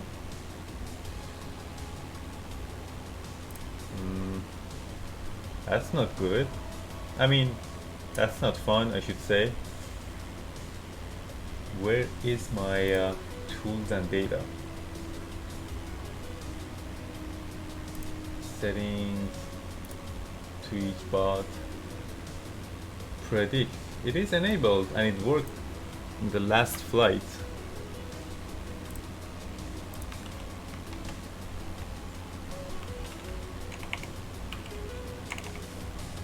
Let's say 90 this time.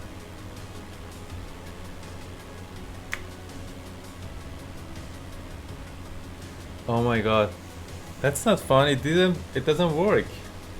It's weird.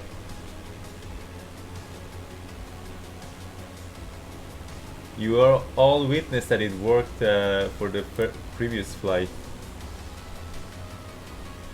Oh well. We have to do it manually, I guess.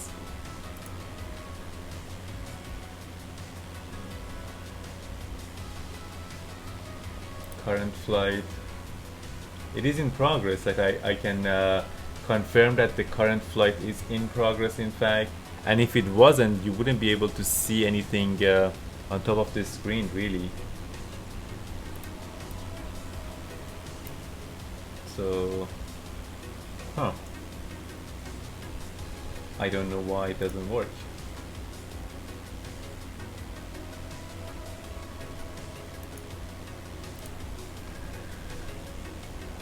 The only thing I did, well, okay, I restarted Sim, but I didn't restart Sim Toolkit Pro.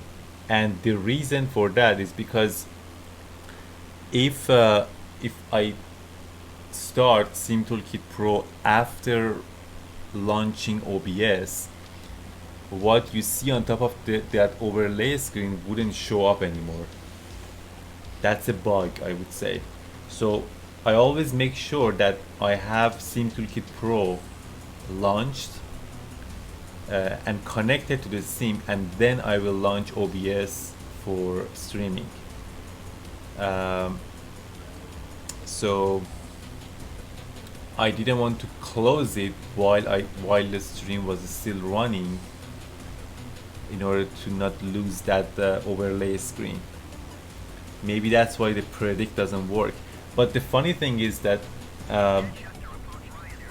the other commands are working. Like, for example, let's try ETE. See, it works. The METAR works, the route works. What else do we have?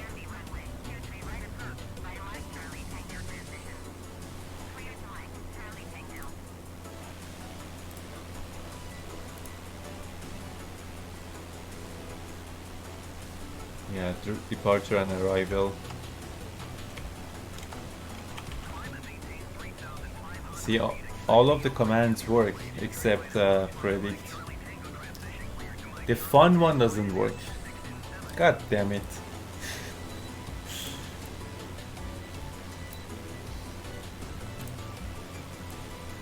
Oh guys,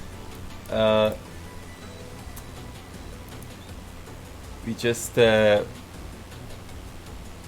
flew too much into this distance. We have to turn. New heading. We didn't pay attention. Let's head down to 150.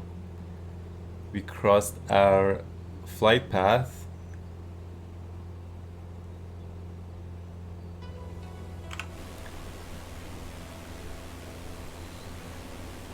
I paid too much to the chat bots.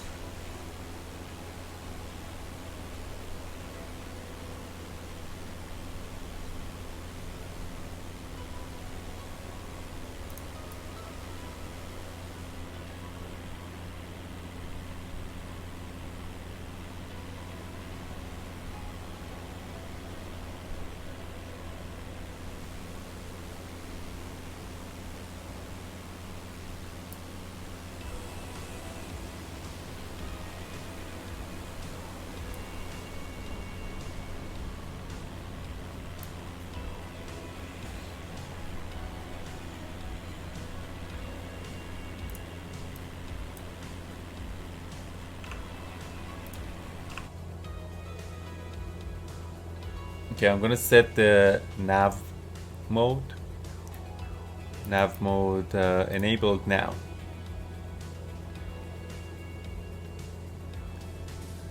So the final track would be 160.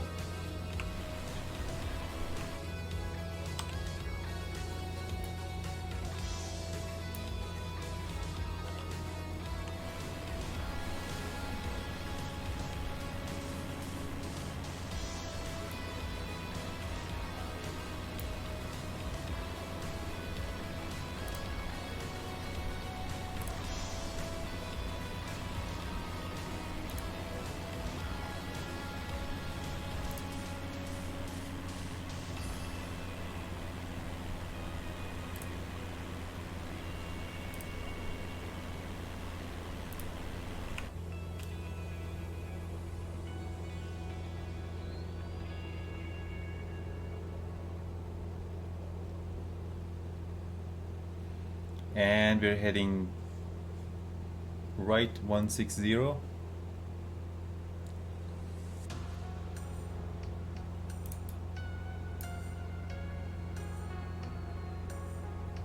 Charlie Alpha 01 flight contact Cosmore approach on 135 decimal speed 75. Going to 135 decimal 87 flight Mirage Charlie Alpha 01 flight. Cosmore approach Mirage Charlie Alpha 01 flight 2,000 feet.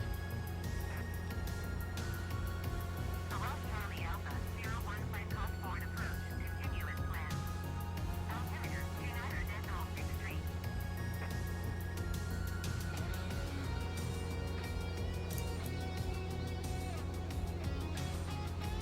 You can wave at each other.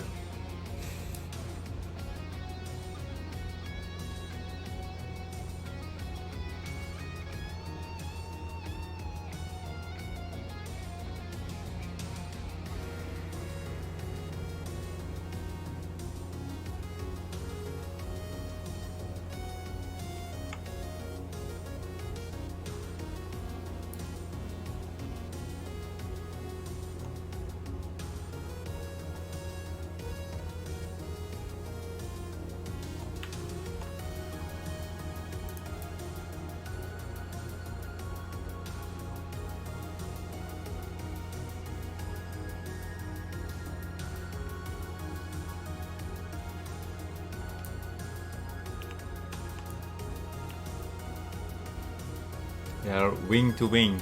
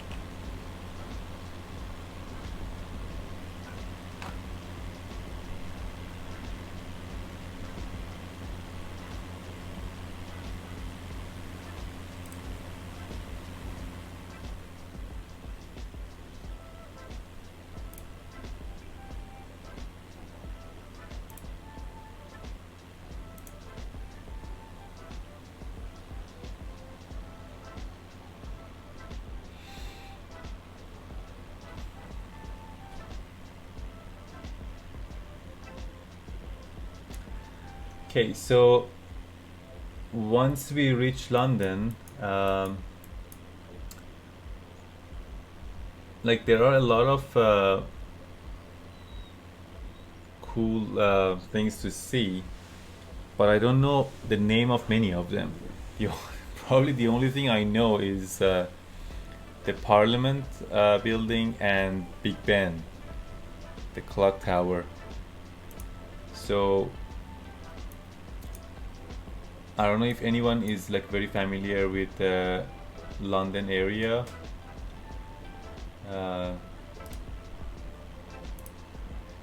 Hey Boston Boot, how are you, my friend? The Big Eye. I don't know if if they have modeled the Big Eye. That big, looks like group flight. Or the London. Yes, Boston Boot. We have Grown Noob show. They basically surprised me, and it's been fun. We are flying from Manchester to London, and it's fun to have a group flight finally.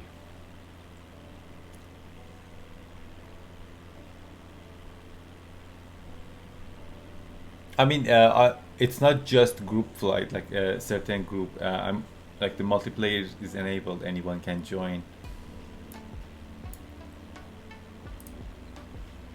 And of course, as always, we have the route available. Everyone is welcome to join in.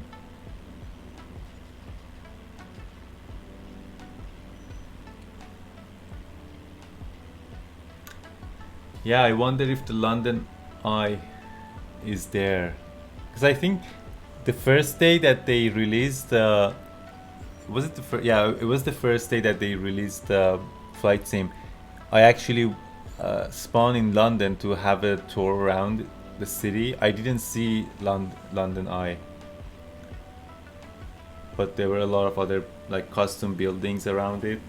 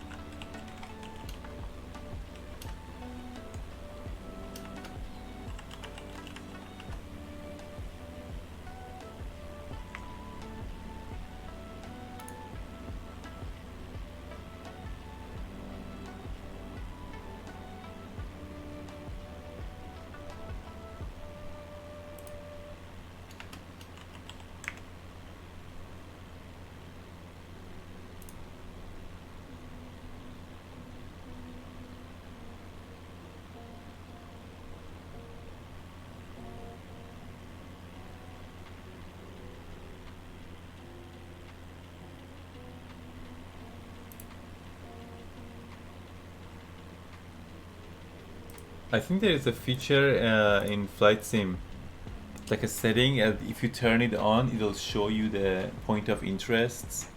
Maybe we can use that once we, or we can use it, turn it on now.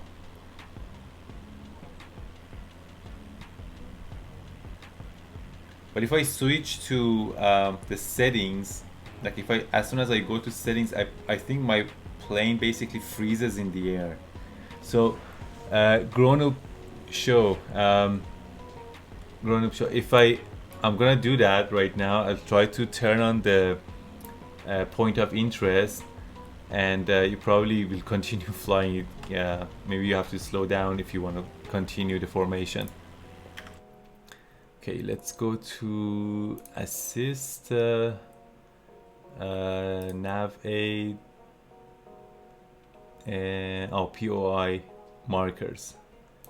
Yeah, that's on. That was easy. There we go. So that should show us interesting stuff, I guess.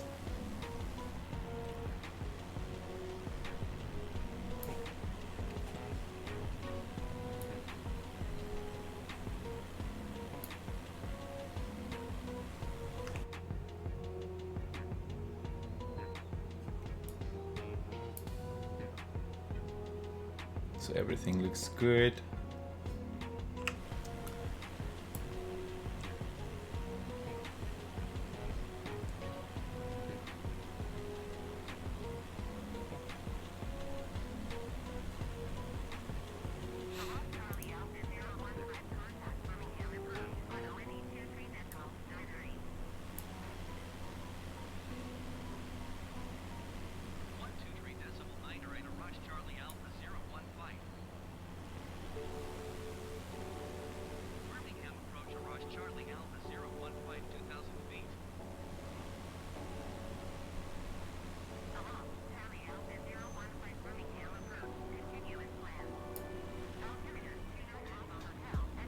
I saw your previous landing, and I think you did. You did it manually. So my question is, do you ever do ILS landing? Well, not in this airplane, because basically this airplane, Cessna 172, doesn't have autoland. But I actually used ILS in order to approach during the approach.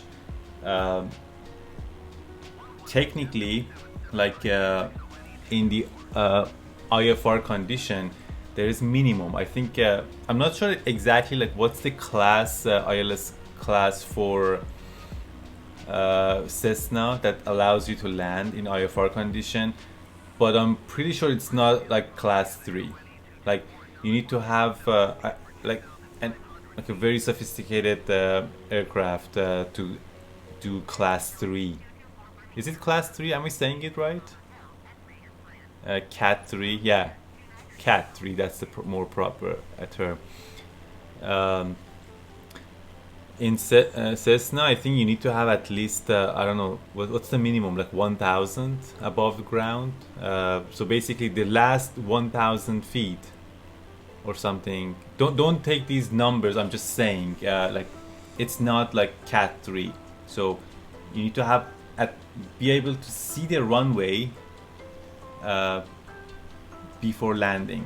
If you can't, you have to go around. Does that answer your question? Hopefully it did.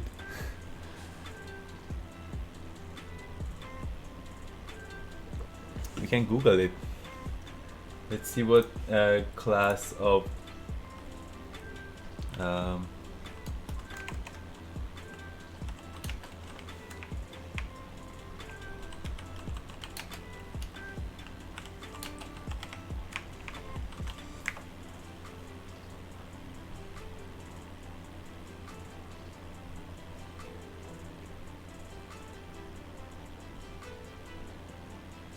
and of course you need to have like not only your aircraft but also the pilot must be certified for that category.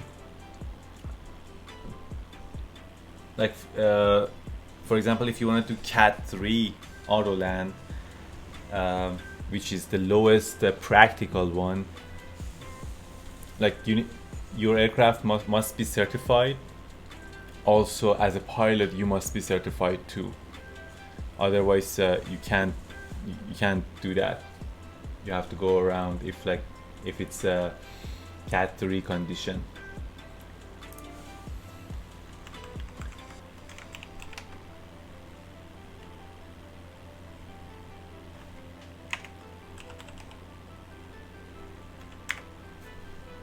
I'm trying to find if there's like what's the specific minimum for Cessna 172, and that's of course providing as a pilot you're rated for IFR condition.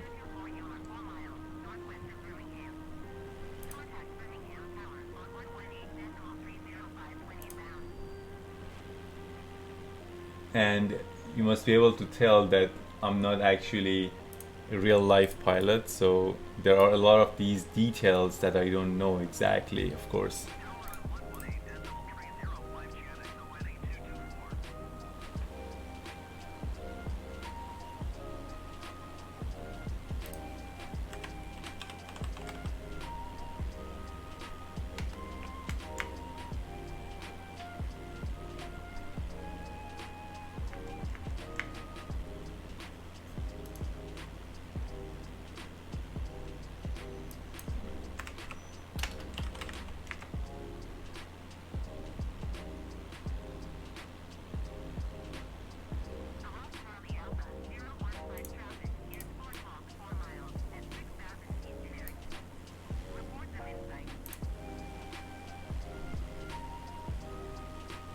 wish I could find like a table exactly saying the minimums for each category.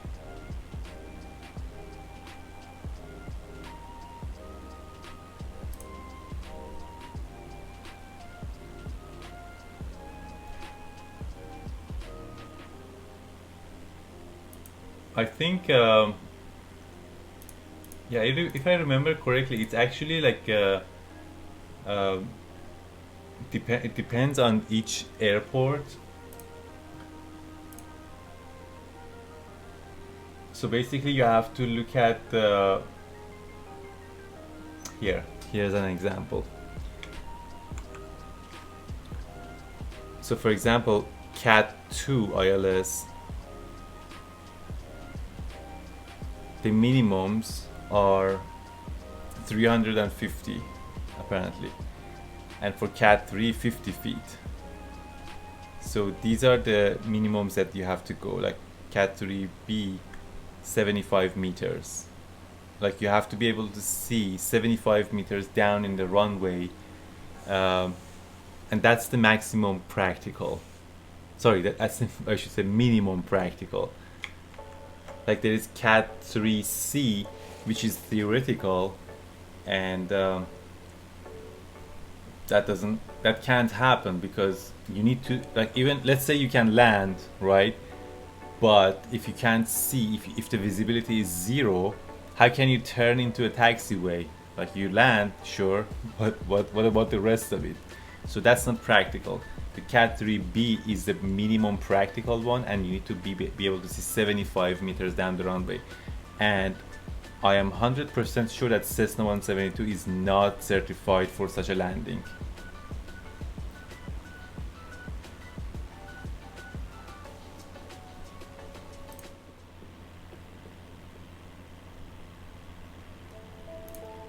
Yeah, I can't find the specifics for Cessna 172, but that's something I will do later today. That's a very good question. Like in real life, what is the specific limits? I know where to find it, but it takes some time. So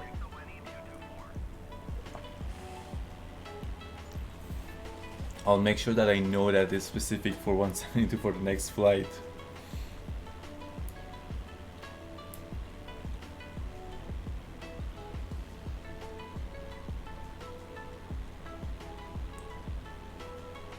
Hey, Captain Scoop, how are you doing?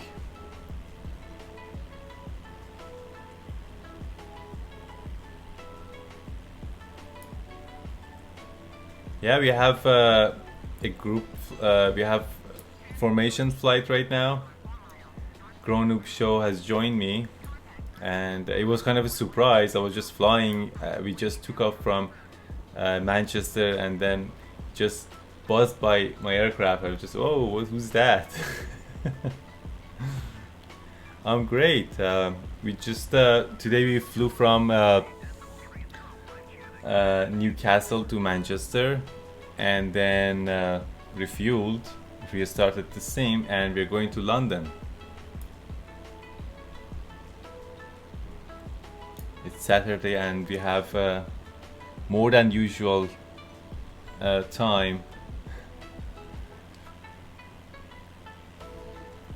so we just decided we can do two flights.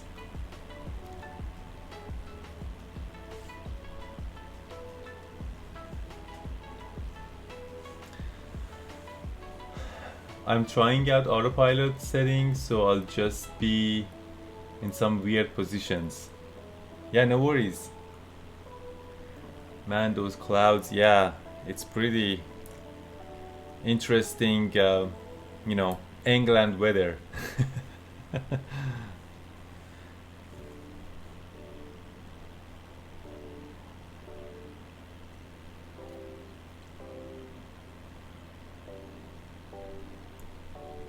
Hey, grown-up, if you can, maybe you can aim for what you see in the overlay. I mean, on the overlay info. Like if you set the heading at exactly 150 or 149 and the correct altitude, you would probably need like a tiny bit of adjustments. Whenever I try to like follow somebody else, that's what I do. I ask for their heading and altitude and aim for that, and with a tiny bit of like small adjustments I can basically fix my aircraft. And the only thing that you would need to keep manually changing is your throttle basically. I don't know if that helps.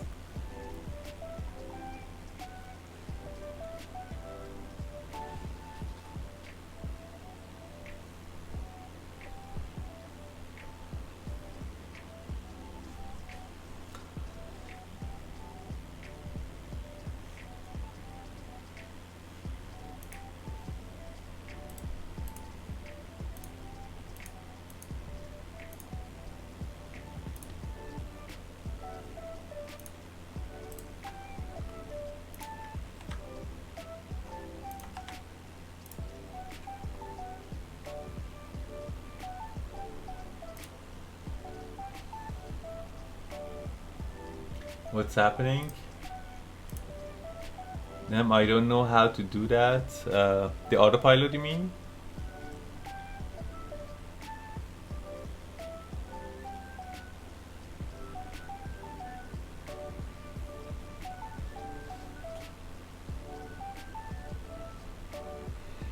Following you in auto.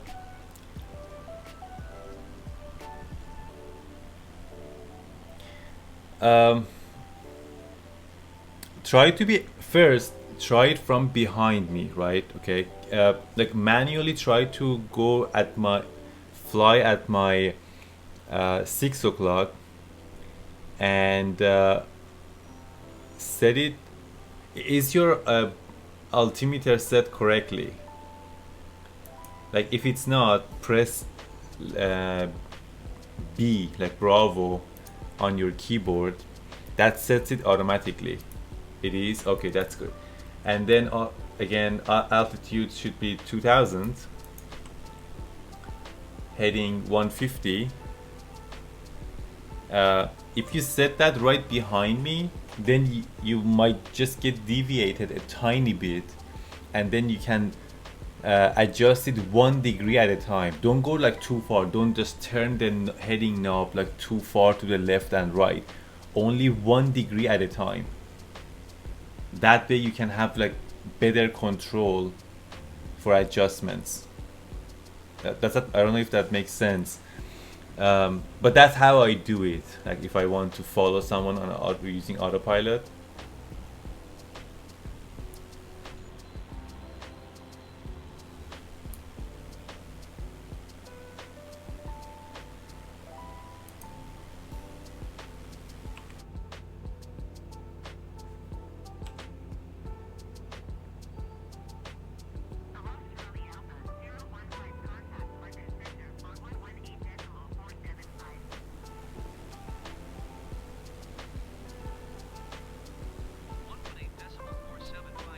And if you fall behind and you're at your maximum speed, I can slow down so you can catch up.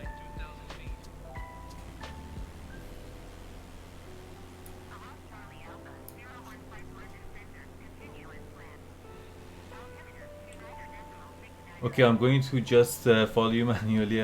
I just started playing 3 days ago. Oh, okay, okay. No worries. It's you'll get the idea. Like when you try a few times, you'll get the idea. But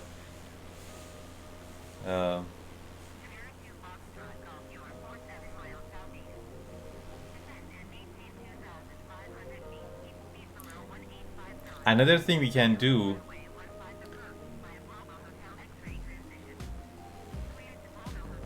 Like, do you know how to adjust your autopilot at all? Like, are you familiar with the general functionality of this aircraft autopilot? No? Okay. Because I was going to suggest that if you set your aircraft on autopilot, then I can try to follow you instead, and then you will see how I try to, you know, fine-tune the heading and stuff like that. But yeah, if you can familiarize yourself with the autopilot in general, then you know, we can try it next time. Because I don't know, is that like Bonanza? I don't even, I'm not completely familiar with, like I can't just, I have to see it. I can't say top of my head like how you can set that up.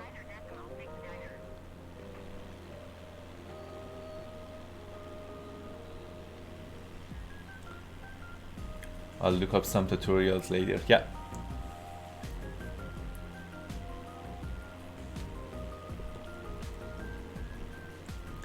Hey Captain Scoop, feel free to join in if you want. I mean, everyone's welcome to join in. Hopefully by the time that we reach London, these clouds a little bit get, you know, get less.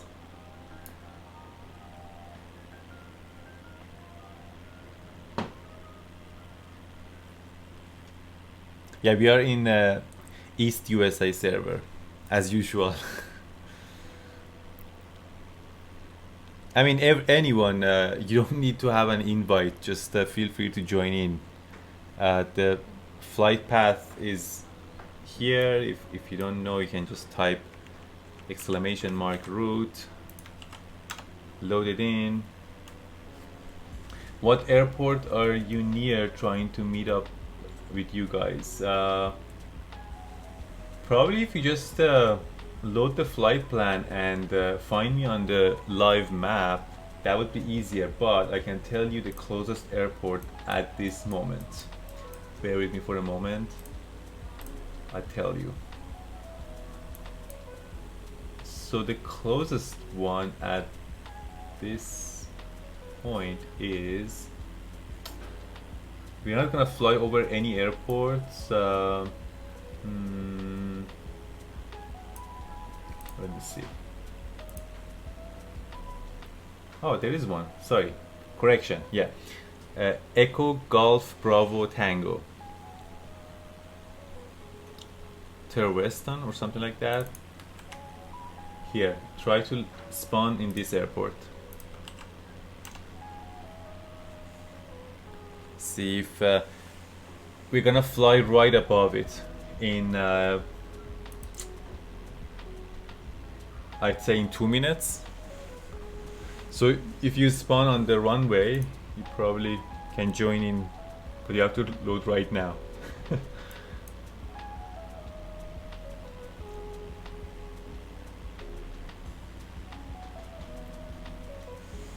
If you miss that, the next one would be Echo Golf Whiskey November.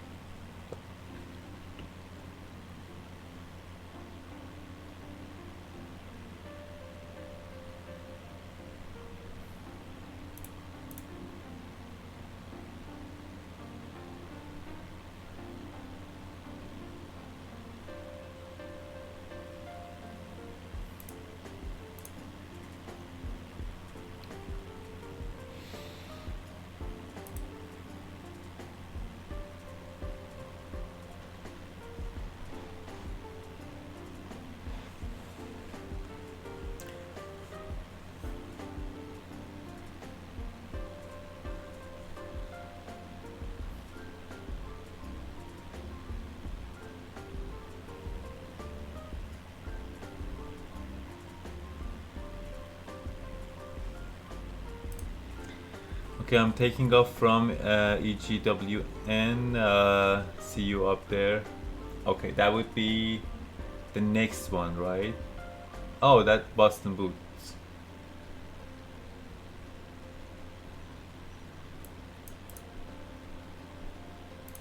Awesome. That's great.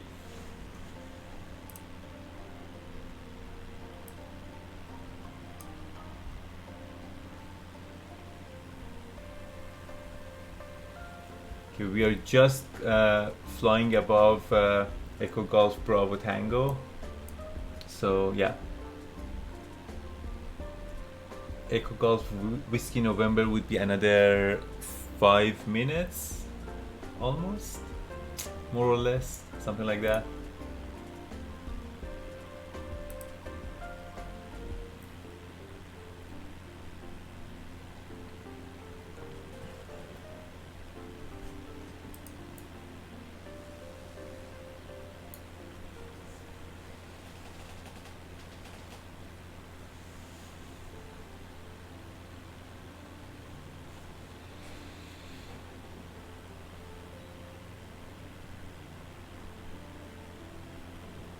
Hey, I can see your nameplate, Boston Boot, at 12 o'clock.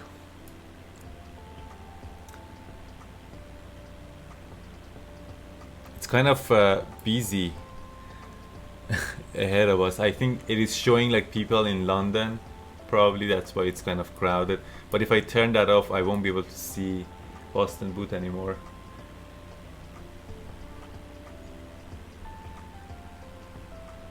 I wish we could just set a range, like say, show the nameplates like up to this range. We could filter them out, like any other people who are like far away from us. Because the nameplates don't even show the distance, so like all of these like other players in the sim, they could be like, you know, in Germany, like I don't know how far.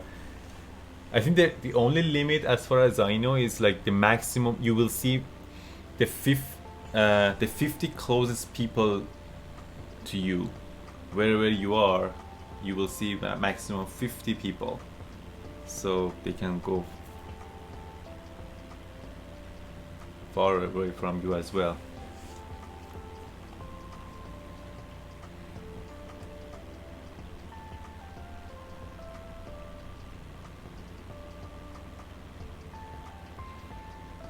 Captain Scoop, are you in the air?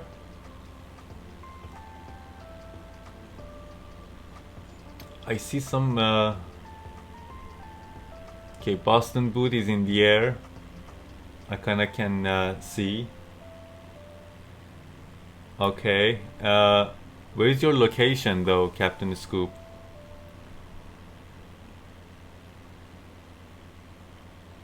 What was your name tag again? I keep forgetting. Because your name tag in the sim is different.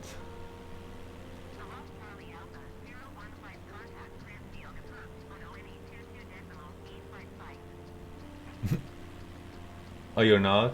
Okay. 122 decimal 8 flight right for Rush Charlie Alpha 015.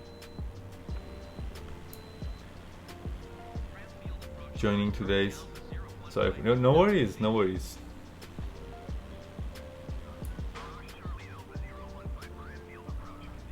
No problem, man. Hopefully next time.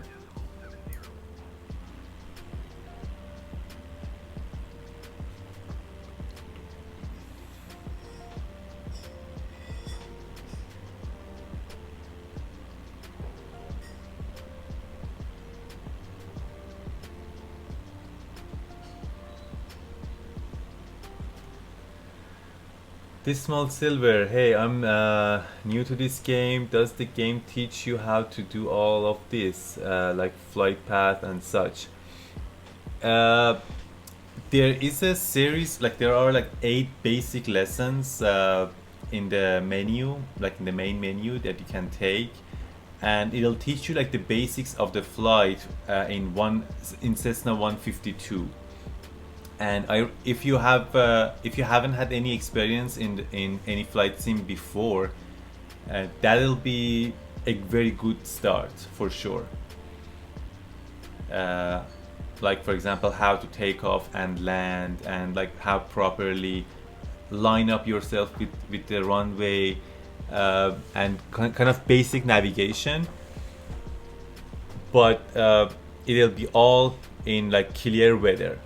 So if you want to like basically go through the details of let's say like thank you, thanks, we have nice tea here. So yeah, if you want to learn about like more details, for example like filing your flight plan and using the GPS functionalities and stuff like that, I don't think the sim actually has anything really, to be honest. The best bet would be YouTube videos, or join into streams. A lot of streamers, they basically walk you through this stuff. Like for example, at the beginning of this stream, I actually went through the very quickly though. Like I didn't go through the details. I didn't want to make. I want to make sure that people don't get bored. But I actually filed the flight path live on the stream and how to do it using SimBrief website. Hydrate. Oh, thank you. Yeah.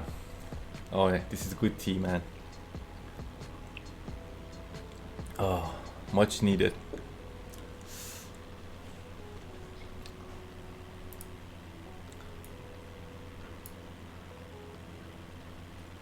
So yeah, usually I do like the flight plans and stuff.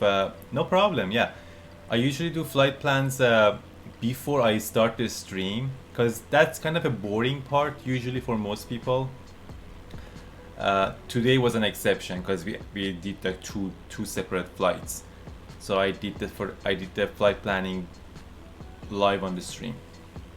It's not that complicated, I can tell you. Like, don't get the don't get intimidated by the whole like details and stuff, and don't try to learn every single detail. Like for example, if I show you this chart, like here, you might get overwhelmed by all of these details, but the key is to don't get intimidated by that. You only look for the details that you need at that moment, right? This is not real life, so you don't need to know everything before flying. That's the whole point. It's flight sim. You just have fun, and then you learn things about aviation if you're interested. So you just jump into the aircraft and you fly, and then you learn as you fly. That's the best and fun way to do it, because nobody's gonna tell you, oh, you didn't know that, why did you fly this way? Who cares? It's for fun. That looks very complicated. Yes, it is, and I don't know everything on that chart. Disclaimer, right? And I've been simming for years and years, and I still don't know everything because I didn't have to, like, because I'm not flying in real life, right? I just learned what I needed at that specific moment. And of course, like, if you do something a few times, you learn it. It just remains in your in your mind, and you never forget. Similar to anything else. Yeah, that's the advice I can give you.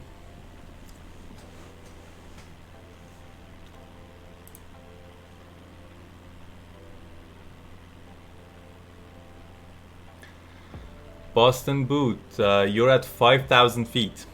We are at 2,000, in case you're wondering.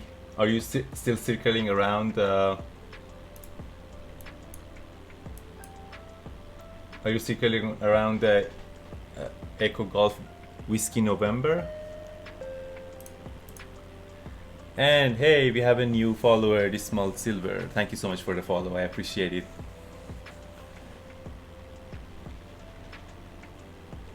And by the way, if you didn't notice the title, This is day 13 of our flight around the world. We are flying over England right now and heading down to London. And if you're interested, the flight plan, like the total flight plan, is down in the about section. It's like a Google map. You can just open it and you know, see our current progress and the future legs. No problem, anytime. As always, questions are always welcome. I don't know everything, but I'll be happy to help out with whatever I know.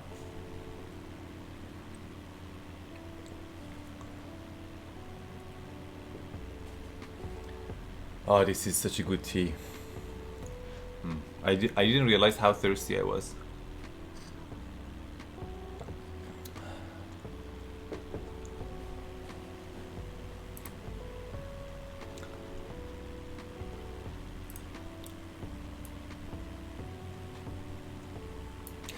Wife's home, gotta go. No problem. Next time, man, next time.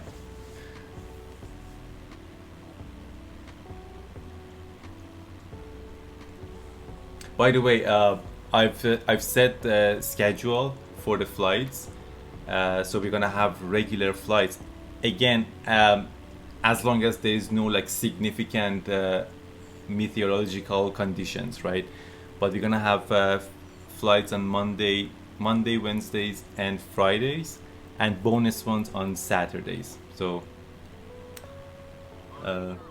that's something I wanted to you know, make sure that it's like set schedule, so if anyone wants to join in, they can better plan for that.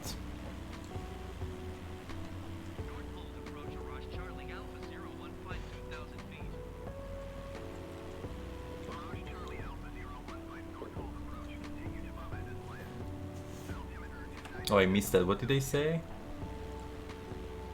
Oh, okay, just handing us over. And the altimeter is changed, by the way.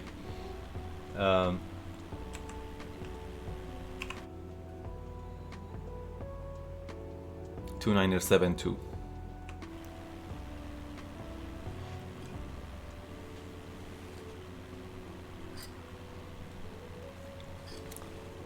Oh god, is it gonna be like this all the way to London?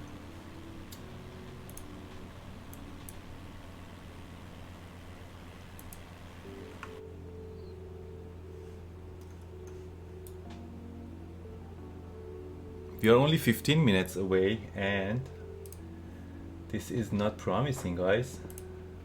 What is going on? It wasn't... We checked the weather and it wasn't like this. It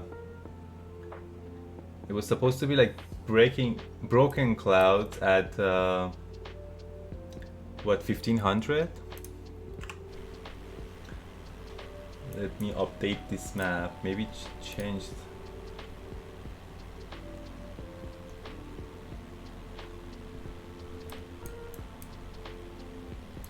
I'm gonna draw a cross section.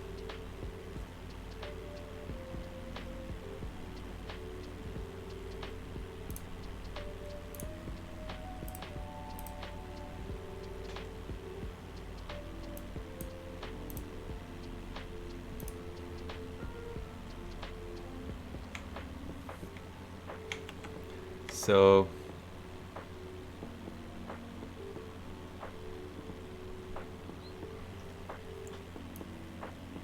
if we just make this shorter, we get better resolution.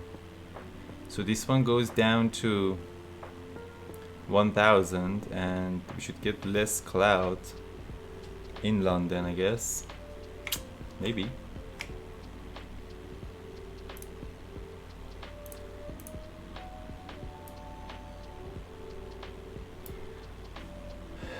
Grown-up show. So let's go down to 1500.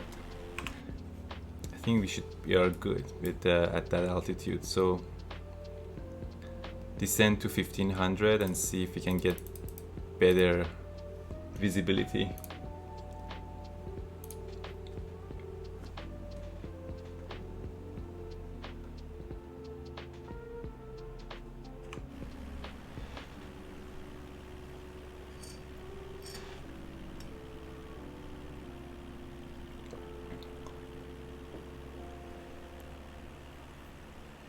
Okay, not too bad. It's not perfect, but is that a landing strip? Oh, that's car racing of some sort.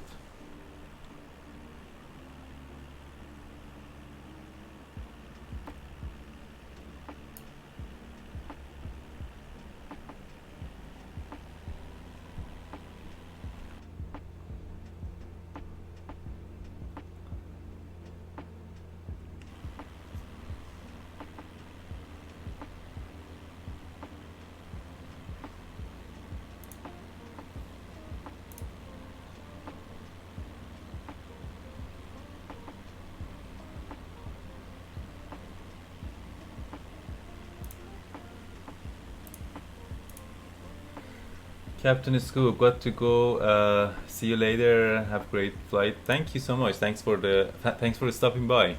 See you later.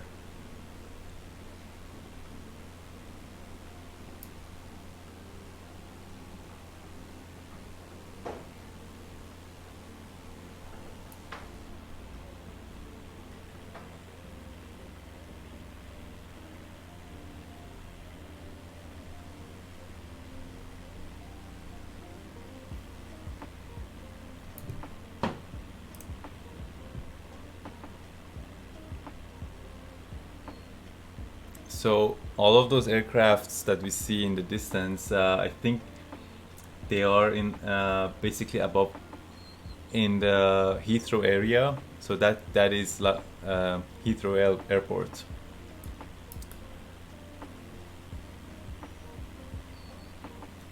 And London is right ahead of us.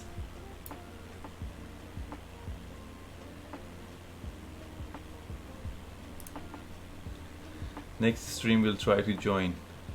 Yeah, sure, no problem, man. No worries.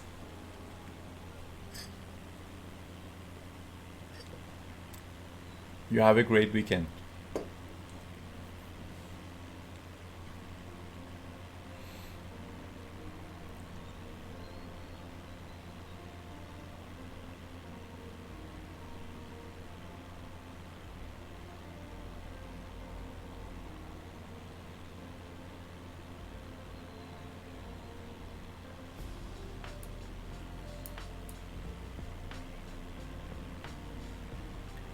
And Grown Up Show, you're doing a great job. I think I mentioned it earlier, but you're doing a great job in formation flying, by the way.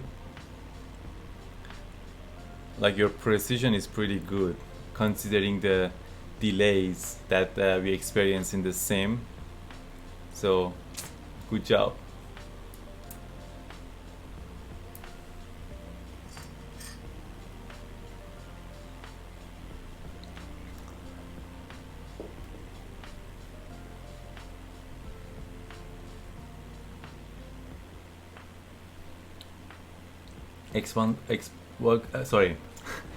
Xbox One controller coming in clutch.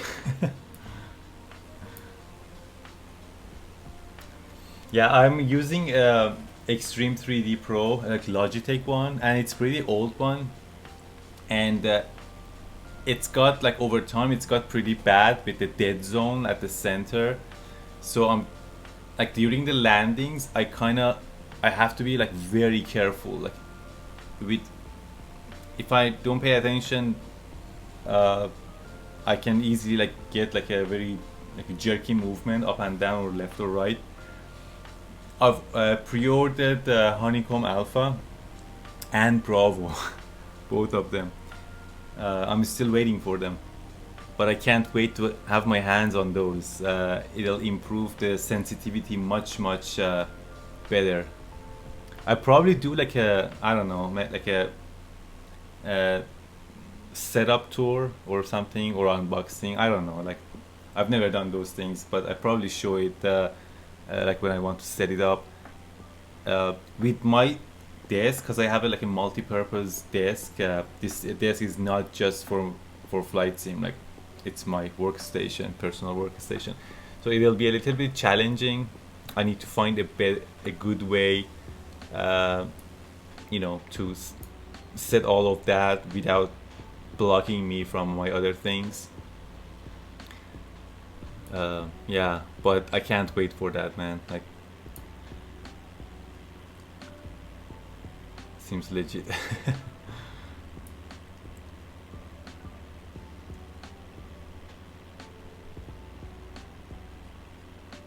Because yeah, this Extreme 3D Pro has served me well. The poor thing is showing signs of age. I can feel that the dead zone at the center is kind of growing, and it's becoming more and more difficult to handle it, especially during the landing phase.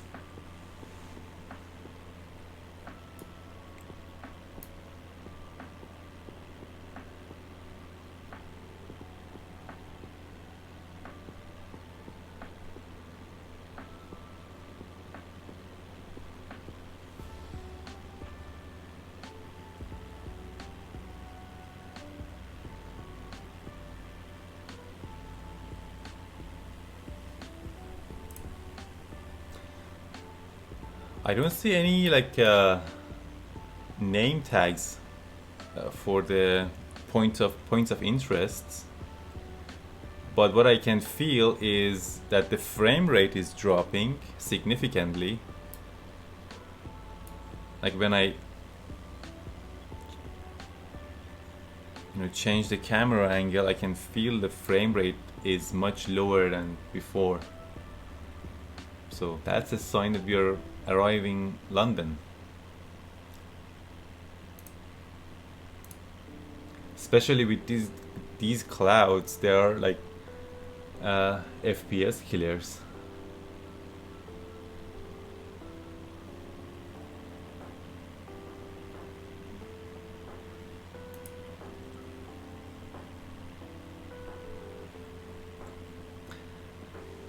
Hard day's night.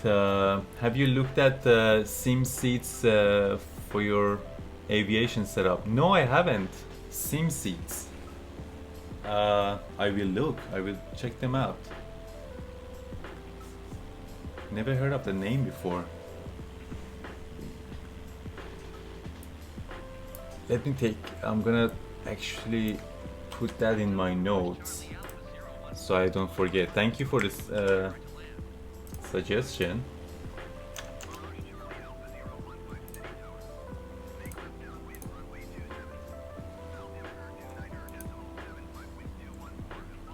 Oh, there we go. I see Big Ben. House of Parliament. Okay, so we are going manual, guys.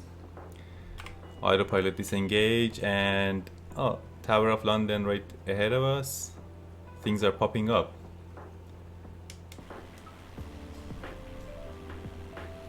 I'm gonna reduce the speed a little bit so we don't over stress accidentally.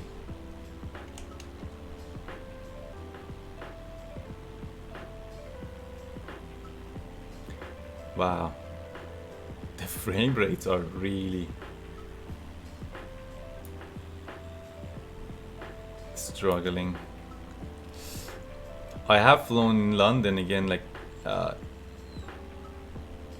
area, but it was like not real weather. It was just like clear sky, so this is interesting.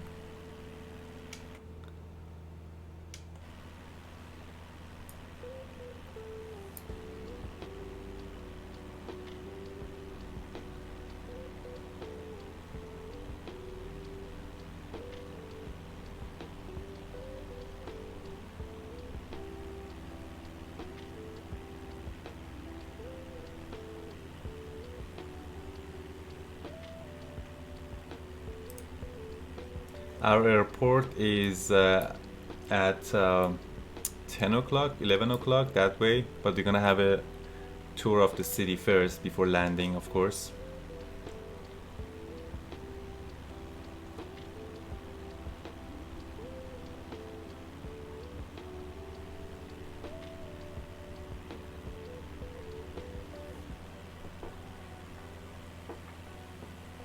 So let's start from Tower of London. This is pretty handy. I never used this before. Like points of interest. What's the next one? This one is...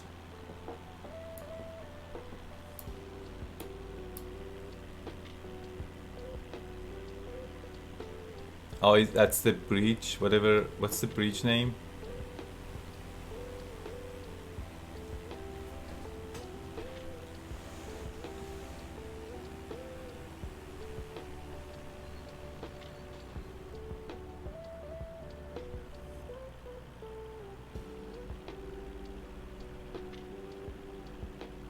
London Bridge, maybe? Yeah, probably. But there are so many bridges. Tower Bridge, that sounds more familiar. Yes, Tower Bridge is... I've heard that name before.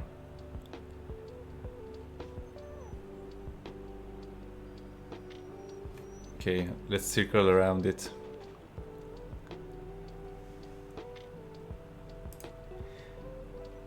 Hey, Crosby!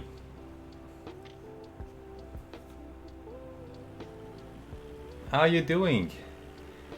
Good timing, you're over my town, yes! I was watching a stream by Squirrel and he recently set up his aviation system using the SimSeats option. Interesting. I'll definitely check that out. Doing well, thanks. How are you? I'm good, I'm good. We are in the exciting part of the Flying Around the World series. So, yeah, as you said, good timing. You joined the stream. I'm glad you're here. So you should give us a tour. You are from London and you should be our tour guide now. Let's see if I can better kind of get a better view here.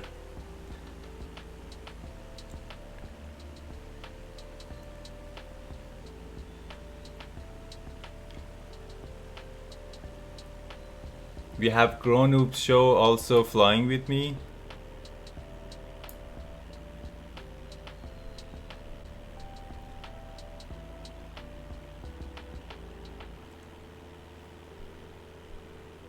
That's pretty cool. What's this called? It doesn't... This... What is this building? Oh my god, the frames are killing it.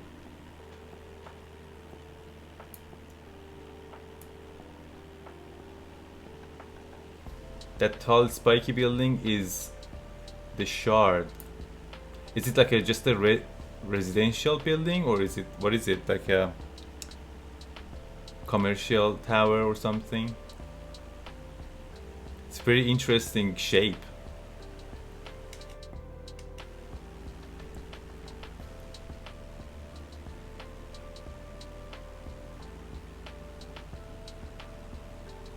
Mix of office, hotel, maybe some stores. Okay.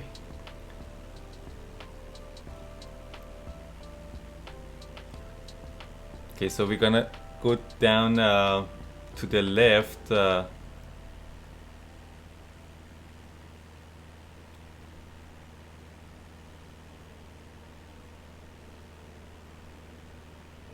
my god, these frames are just... I mean, it's on ultra right now, so maybe I should just lower it down a notch. But I'm not sure if I lower down the setting one notch, is it gonna like decrease this number of buildings or no?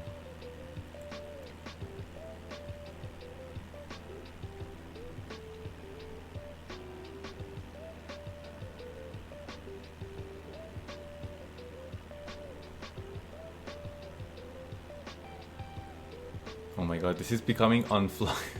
It's hard to fly with this frame rate.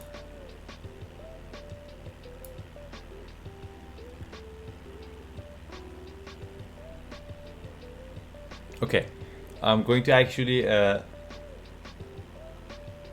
ultra looks about the same as high. Okay, I'm gonna lower it down one notch because this is very annoying. General. Okay, let's say high end. I put it as high end. Let's see if that helps.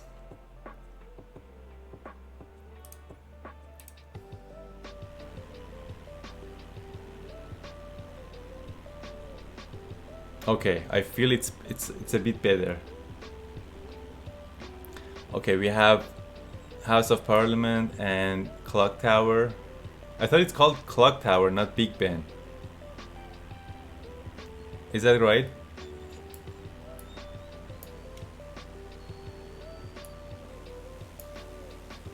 That Big Ben is the name of the bell inside the tower, right? It's Clock Tower, yeah, okay.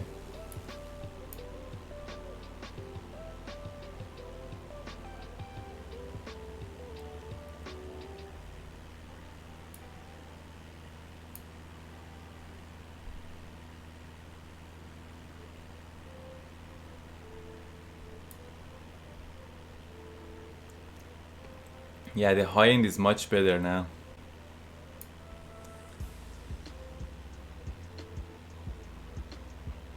Because we have a special clearance here, that's why we can fly this close to the ground. So they gave us,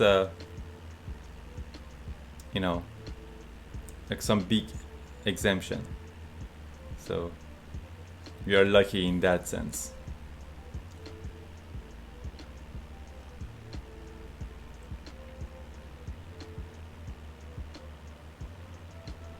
It's pretty awesome. What's next?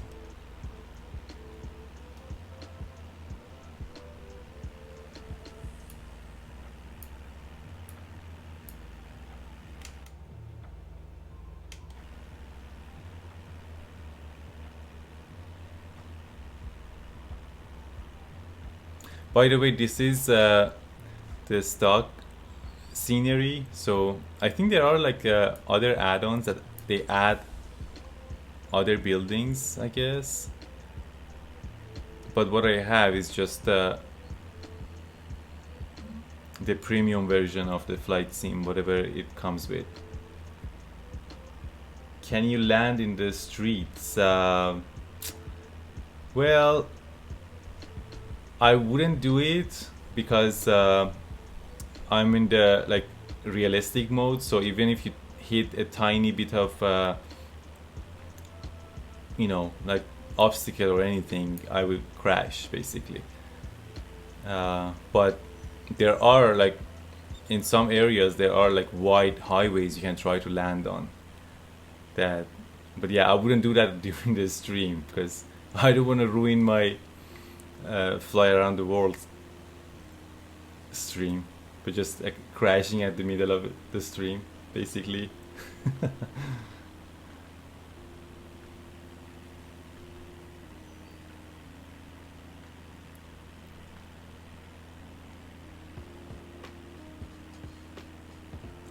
Especially in London, these are like very narrow streets, so you probably wouldn't be able to land without clipping the tip of the wings to some obstacles.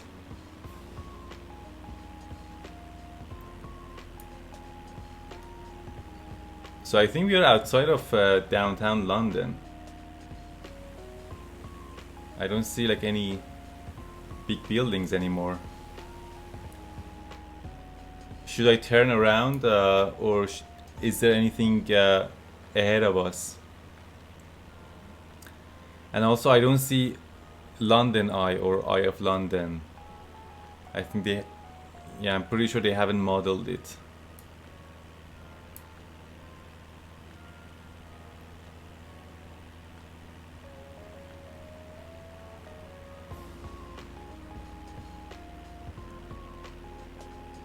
Should turn around. Okay, let's turn around. Let's right turn.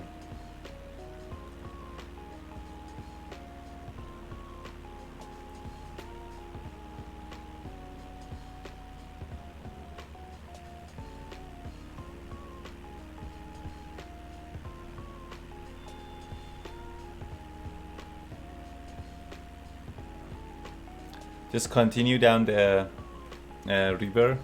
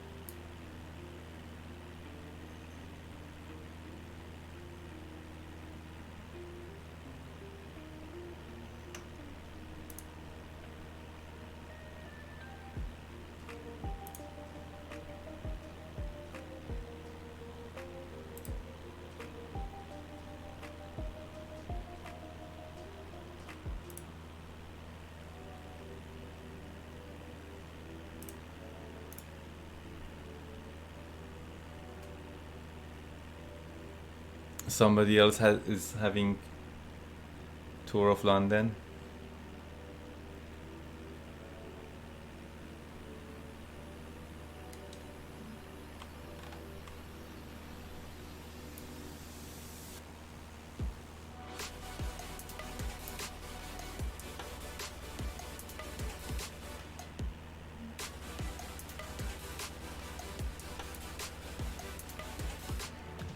We pretty much arrived like before sunset. Like, I didn't know that it's gonna be that soon. So it's kind of a lucky thing.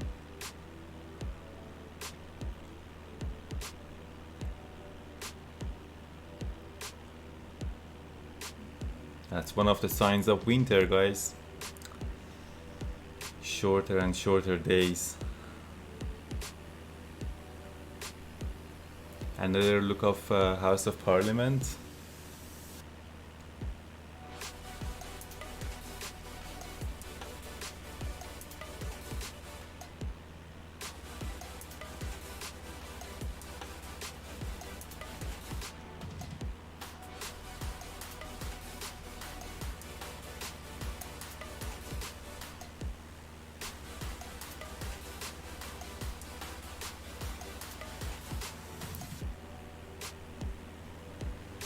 Whoa, somebody was flying inverted.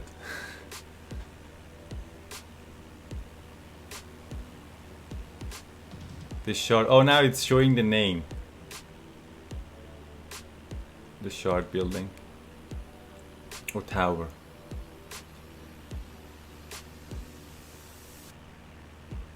I'm sure there are some famous buildings are missing. Like that building that is kind of like an elongated egg-shaped building. That's not here. I don't know what's that called. Eye of London is missing. I'm sure there are a lot of them that I don't even know.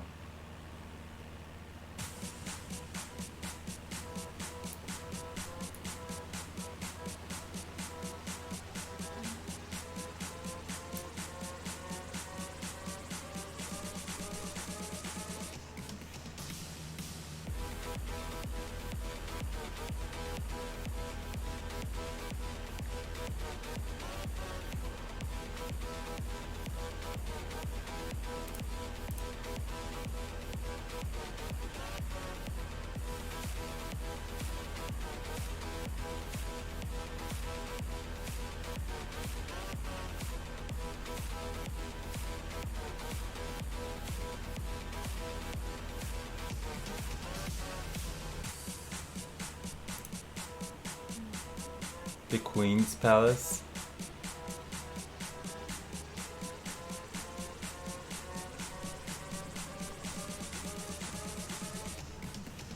That's our airport right there.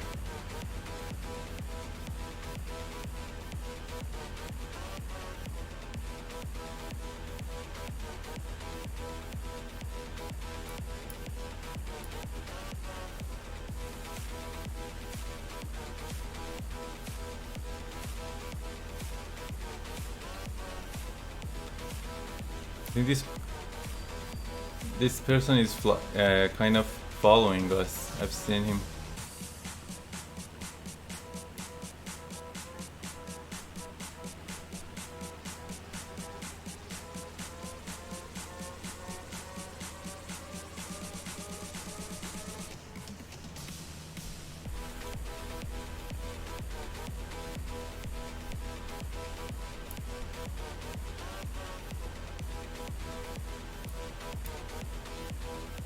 What's that called? Is it like a stadium or something? That building? 11 o'clock.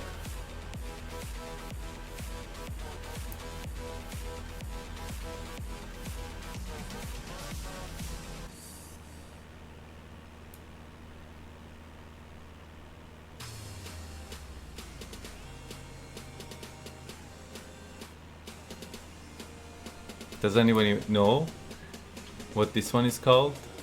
What is this? It looks like a stadium or something.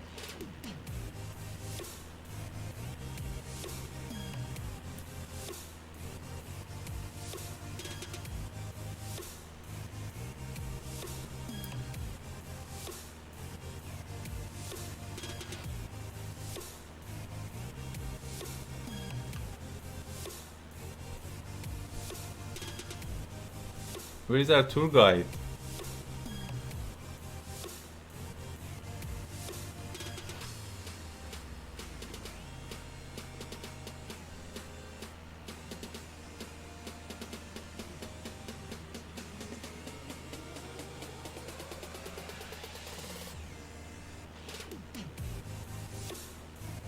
O2, the O2.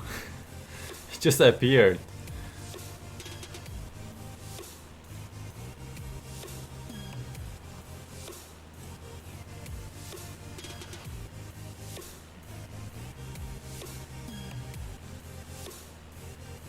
Okay, so let's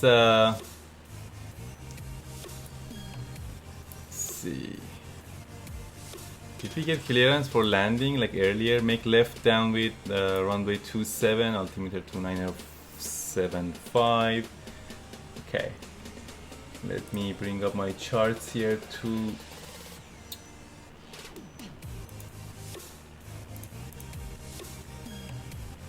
approach 27. All right. Oops. Wrong button.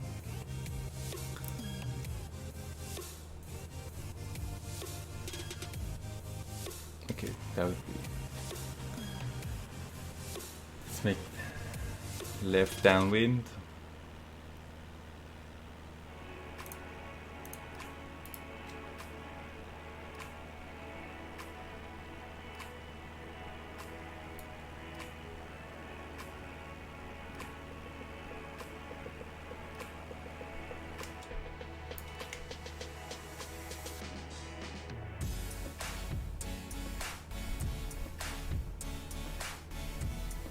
That's our runway right here.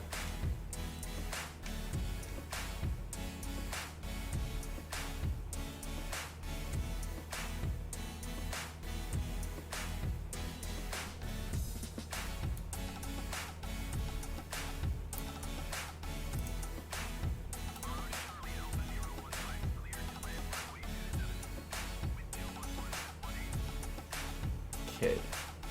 We got the clearance, wind 211 at 18. Music's so loud, I couldn't hear.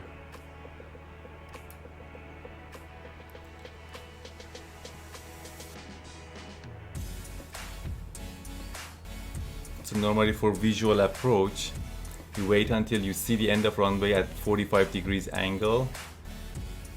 I mean, I'm kind of too close to the runway, but it's okay.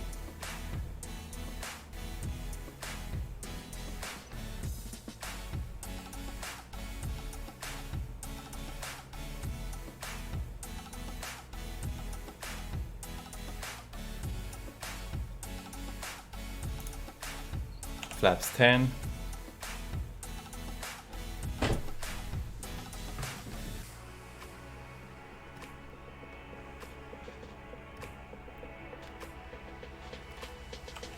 flaps 20. Whoa, I overshot the runway. I said it, I was too close, but it's okay. Flaps 30.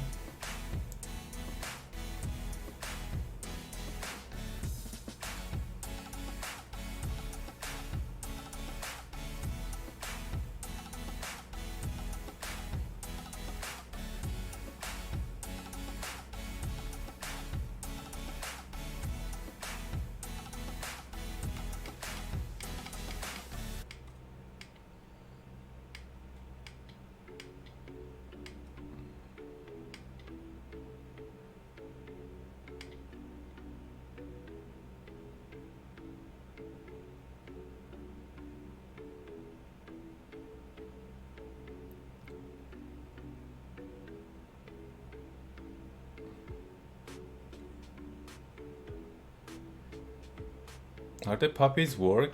Do they work? I'm so high, but I'm getting 4 reds. That's weird. Maybe they're not. They have different slope.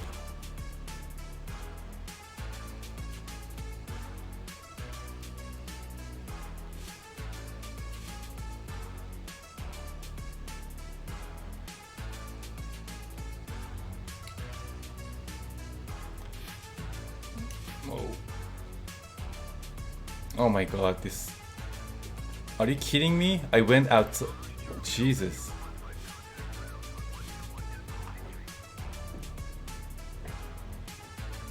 Oh my god. What is going on with my rudder? Anyway, we're good.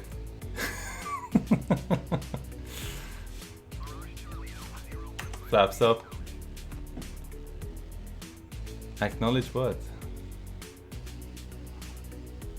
I actually went outside of runway. Jeez.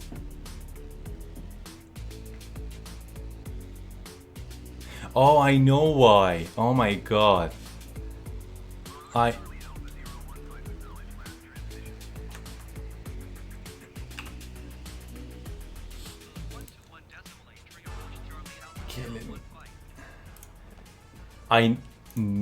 I forgot about it. During the previous landing, I remembered that I have both my rudder and my rudder pedal and my joystick are mapped to control the rudder, and I forgot to unmap the joystick, so there was a conflict, and I forgot to unmap it before this flight.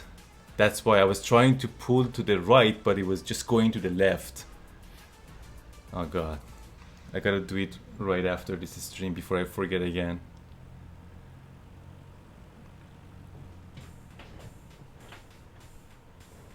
There we go. I'm gonna just park here.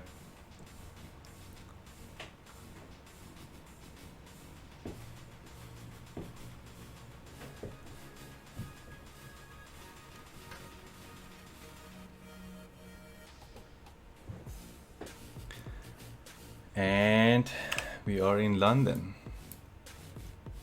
Again, thank you. This is Arash signing off. Bye.